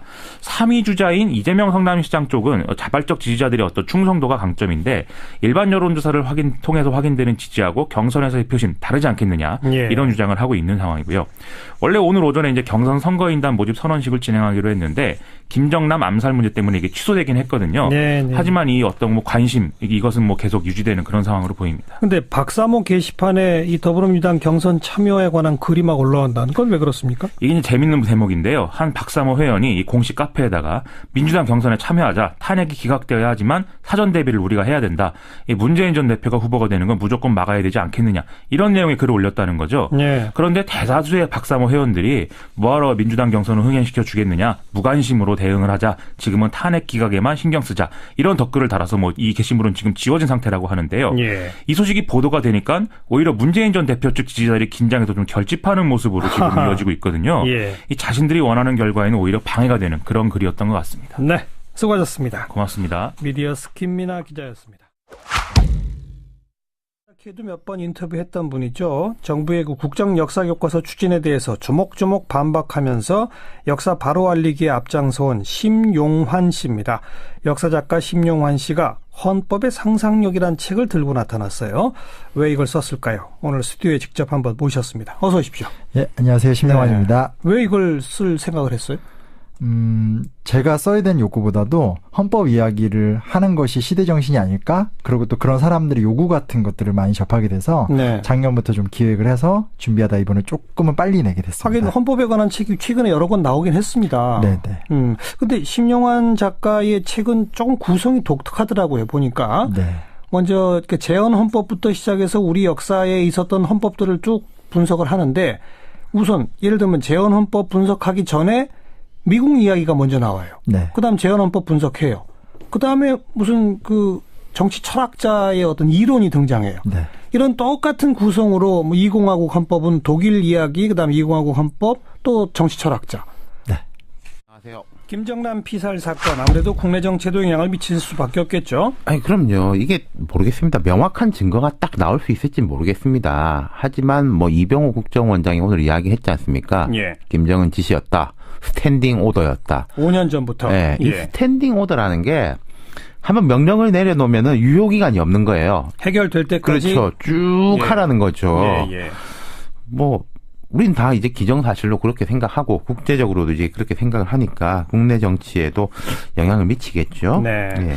오늘 더불어민주당이 원래 행사가 계획된 게 있었는데 취소했다고요? 그렇습니다. 오늘 대선 후보 경선 선거인단 모집 선언식, 그러니까 이벤트를 하려고 했는데 이걸 취소했습니다. 네. 근데 제가 뒤에 쭉 말씀드리겠지만요. 이게 큰 영향이 있을까 모르겠어요. 이벤트는 취소했는데 오늘 뭐 포털 사이트 실시간 검색어가 1위가 보통 더불어민주당 오후부터는 그랬습니다. 왜냐하면은 그 신청하려고 국민선거인단에 예. 신청하려고 오늘 20만 명 됐다 그러더라고요. 하루 만에. 예, 그러니까 흥행 돌풍이죠. 어찌 됐든 간에 이제 각 정당들의 메시지는 국방 안보 쪽으로 집중되고 있고 자유한국당 같은 경우에 어제도 말씀드렸지만은 보폭을 좀 넓히지 않습니까? 네. 존재감 과시 차원인지 모르겠는데 국회 전 상임위 보이콧하기로 했거든요. 하지만 국방위, 정보위는 참여를 했습니다. 네. 뭐 유불리를 좀 따져본다면 어떻게 분석이 됩니까? 그게 이제 뭐 다들 궁금하신 게 대선에 어떤 영향 미칠까 이런 거 아니겠습니까? 전반적으로 안보 이슈가 더 세지긴 할 거예요. 예. 근데 제 생각에는 모든 후보들이 똑같이 움직일 것 같아요. 예. 그러니까 누가 특별히 유리하고 특별히 불리할 게 그리 크진 않을 것 같습니다. 현재로서는요. 물론 뭐 아무래도 대북 관계에서 상대적으로 진보적인 뭐 이재명 후보라든지 문재인 후보가 주춤거리고 여권이 좀 낫지 않을까. 단면적으로 보면 그렇게 보일 수 있겠지만 별로 그럴 것 같진 않아요. 그리고 이게 물론 이 사건이 이제 북한에 대한 전반적인 혐오감을 높이는 거로 작용을 할 겁니다. 뭐 아까 말씀하셨지만은 이 왕실 암투극하고 첩보 영화가 결합된 사건 아니겠습니까? 개명천지에 이런 나라가 아직도 있구나 이런 생각이 들지 않습니까? 예. 그런데 아무튼 이런 이슈가 터지면 유권자 전반의 보수적 지향이 좀 강화되고 예. 그러면 기존 여권에 유리하고 이게 기본 분석이었었잖아요. 그런데 지금 대선의 전반적인 프레임이요. 아주 거칠게 말씀드리자면은 안보는 보수, 경제는 진보. 이게 사실 한 몇 년 됐습니다. 네. 이렇게 된 게. 그러니까 안보의 보수한 문제가 경제 사회 분야의 보수하고 연결이 안 되고 단절이 돼버린다는 거죠. 뭐 야당 후보들도 안보에서는 보수적인 목소리를 내고. 그렇죠. 예. 오늘 뭐 문재인 후보 같은 경우에 북한은 이제 뭐 정상적이지 않은 정권이다. 이게 박 대통령이 그때 북한은 비정상 말했다가 욕먹었는데 뭐 사실 똑같은 이야기를 하고 있는 거거든요. 네. 그러니까 큰 틀거리가 바뀔 것 같지는 않다는 겁니다. 네. 여권에게 유리하게 될 게 거의 없다? 그러니까 좀 단단해지긴 하겠죠. 뭐 박 대통령 지지층이라든지 뭐 황교안 총리를 지지한 사람들 당장에 뭐 그 탄핵 반대 집회 같은 데서 더 막 이런 이야기를 많이 하지 않겠습니까? 예. 근데 아까 말씀드렸듯이 이런 뭐 보수적 기조가 야당한테 불리한다든지 경제 부분으로 연결이 안 된다는 거죠. 네. 그리고 또 하나 더 보자면은 진보층이 중도층으로 중도층이 보수층으로 이동하는 건 더 어려워 보입니다. 네. 특히 이제 중도에서 보수로 잘 안 옮겨갈 것 같아요. 왜요? 쉽게 말하자면은 보수층이 중도층을 이렇게 흡수할 준비가 되어 있냐. 그게 되게 부족해 보인다는 겁니다. 지금 보수 쪽에 믿을 만한 어떤 대선 후보라든지 그렇죠. 이런 쪽이 아직 없다. 예. 그러니까 어떻게 보면은 지금 좀 야당이 여당 같은 느낌도 들거든요. 안정감이 상대적으로 더 떨어지고 있다는 거죠, 보수층이. 네. 하지만 물론 뭐 대전제는 있습니다. 어떤 전제요? 북측이 뭔가 우리한테 직접적 도발을 가한다면 또 프레임이 바뀔 수는 있어요. 자, 최근에 안보 이슈가 두 가지가 있는데 북한 미사일 발사하고 김정남 피살 두 가지지 않습니까? 뭐 미사일에 대해서는 안보 불감증이라고 해도 할 말이 없지만 참 그냥 너무 자주 보는 거잖아요. 네. 또 그러려니 하는 마음도 있고 이게 큰 안보 위협은 맞지만은 그리고 김정남 피살 같은 경우에는 공중 잔혹극이죠. 그러니까 우리를 직접 겨냥한 국지적 도발하고는 성격이 다르다는 겁니다. 근데 좀 아쉬운 게 황교안 권한대행이 미사일 발사 때는 뭐 큰 움직임이 없었어요. 근데 오늘은 NSC 회의를 막 소집하고 그랬거든요. 오히려 미사일 발사 때 NSC 회의를 했어야 되는 거 아닌가요? 그러니까요. 오히려 그랬으면은 두 개가 시너지 효과를 일으켜가지고 좀 지금 정부라든지 이쪽 기울어지는 게 있었을 겁니다. 근데 별로 이렇게 뭐 잘 대응하는 모습도 보이고 있지 못하다는 거죠. 네. 지난 몇 달 동안 북한이 좀 잠잠했잖아요. 트럼프 정권 출범도 지켜보고. 근데 갑자기 막 뭐가 움직이네요. 그러니까요. 이게 보도도 사실은 있었습니다. 그 북한 김정은 위원장이 북한의 이제 관련 뭐 대남기관이라는데 이런 쪽에다가 남한 보수층이 어부지리를 누리게 해서는 안 된다. 탄핵 시점에서. 네. 뭐 우리가 움직이면은 저쪽이 더 결집할 거다. 그래가지고 이제 북측이 조용히 있었죠. 근데 이제 최근에 미사일 그리고 오늘 암살까지 보면은 국정원장 이야기는 이건 스탠딩 오더기 때문에 특별한 시점 문제는 아니라고 하는데 이게 뭐 트럼프 정부를 겨냥한 게 아닐까. 미사일은 그런 것이고 뭐 이제 김정남 피살 같은 게 북한의 이제 내부적 권력 투쟁의 양상이고. 그리고 또 엉뚱한 방향이 이슈가 될 수도 있을 겁니다. 엉뚱한 방향이요? 박 대통령이 야당 정치인 시절에 북한하고 접촉이 꽤 있었잖아요. 네. 그 김대중 정부 말기에 북한 방북해가지고 이제 김정일 당시 위원장하고 뭐 둘이 이제 면담도 하고 정부의 전폭적인 지원하에 그리고 그 이후로도 이제 북측하고 접촉이 있었는데 그 컨택 포인트가 바로 김정남, 네. 장성택, 김정일로 이어지는 라인이었다. 관련해가지고 박 대통령이 북에 보낸 편지, 뭐 북남 이런 문구가 적힌 거. 여기 내가 이 통일부나 뭐 박 대통령 측에서는 긍정도 부정도 하지 않고 있었거든요. 이 문제가 오히려 불거질 수도 있을 것 같고 또 이명박 정부 말기에 우리 정부에서 김정남 만명 작전을 검토하다 접었다. 이런 보도도 나오거든요. 네. 이건 제가 조금 알기는 아는데 이게 대선 바로 직전이에요. 그래서 이제 뭐 대선 부풍용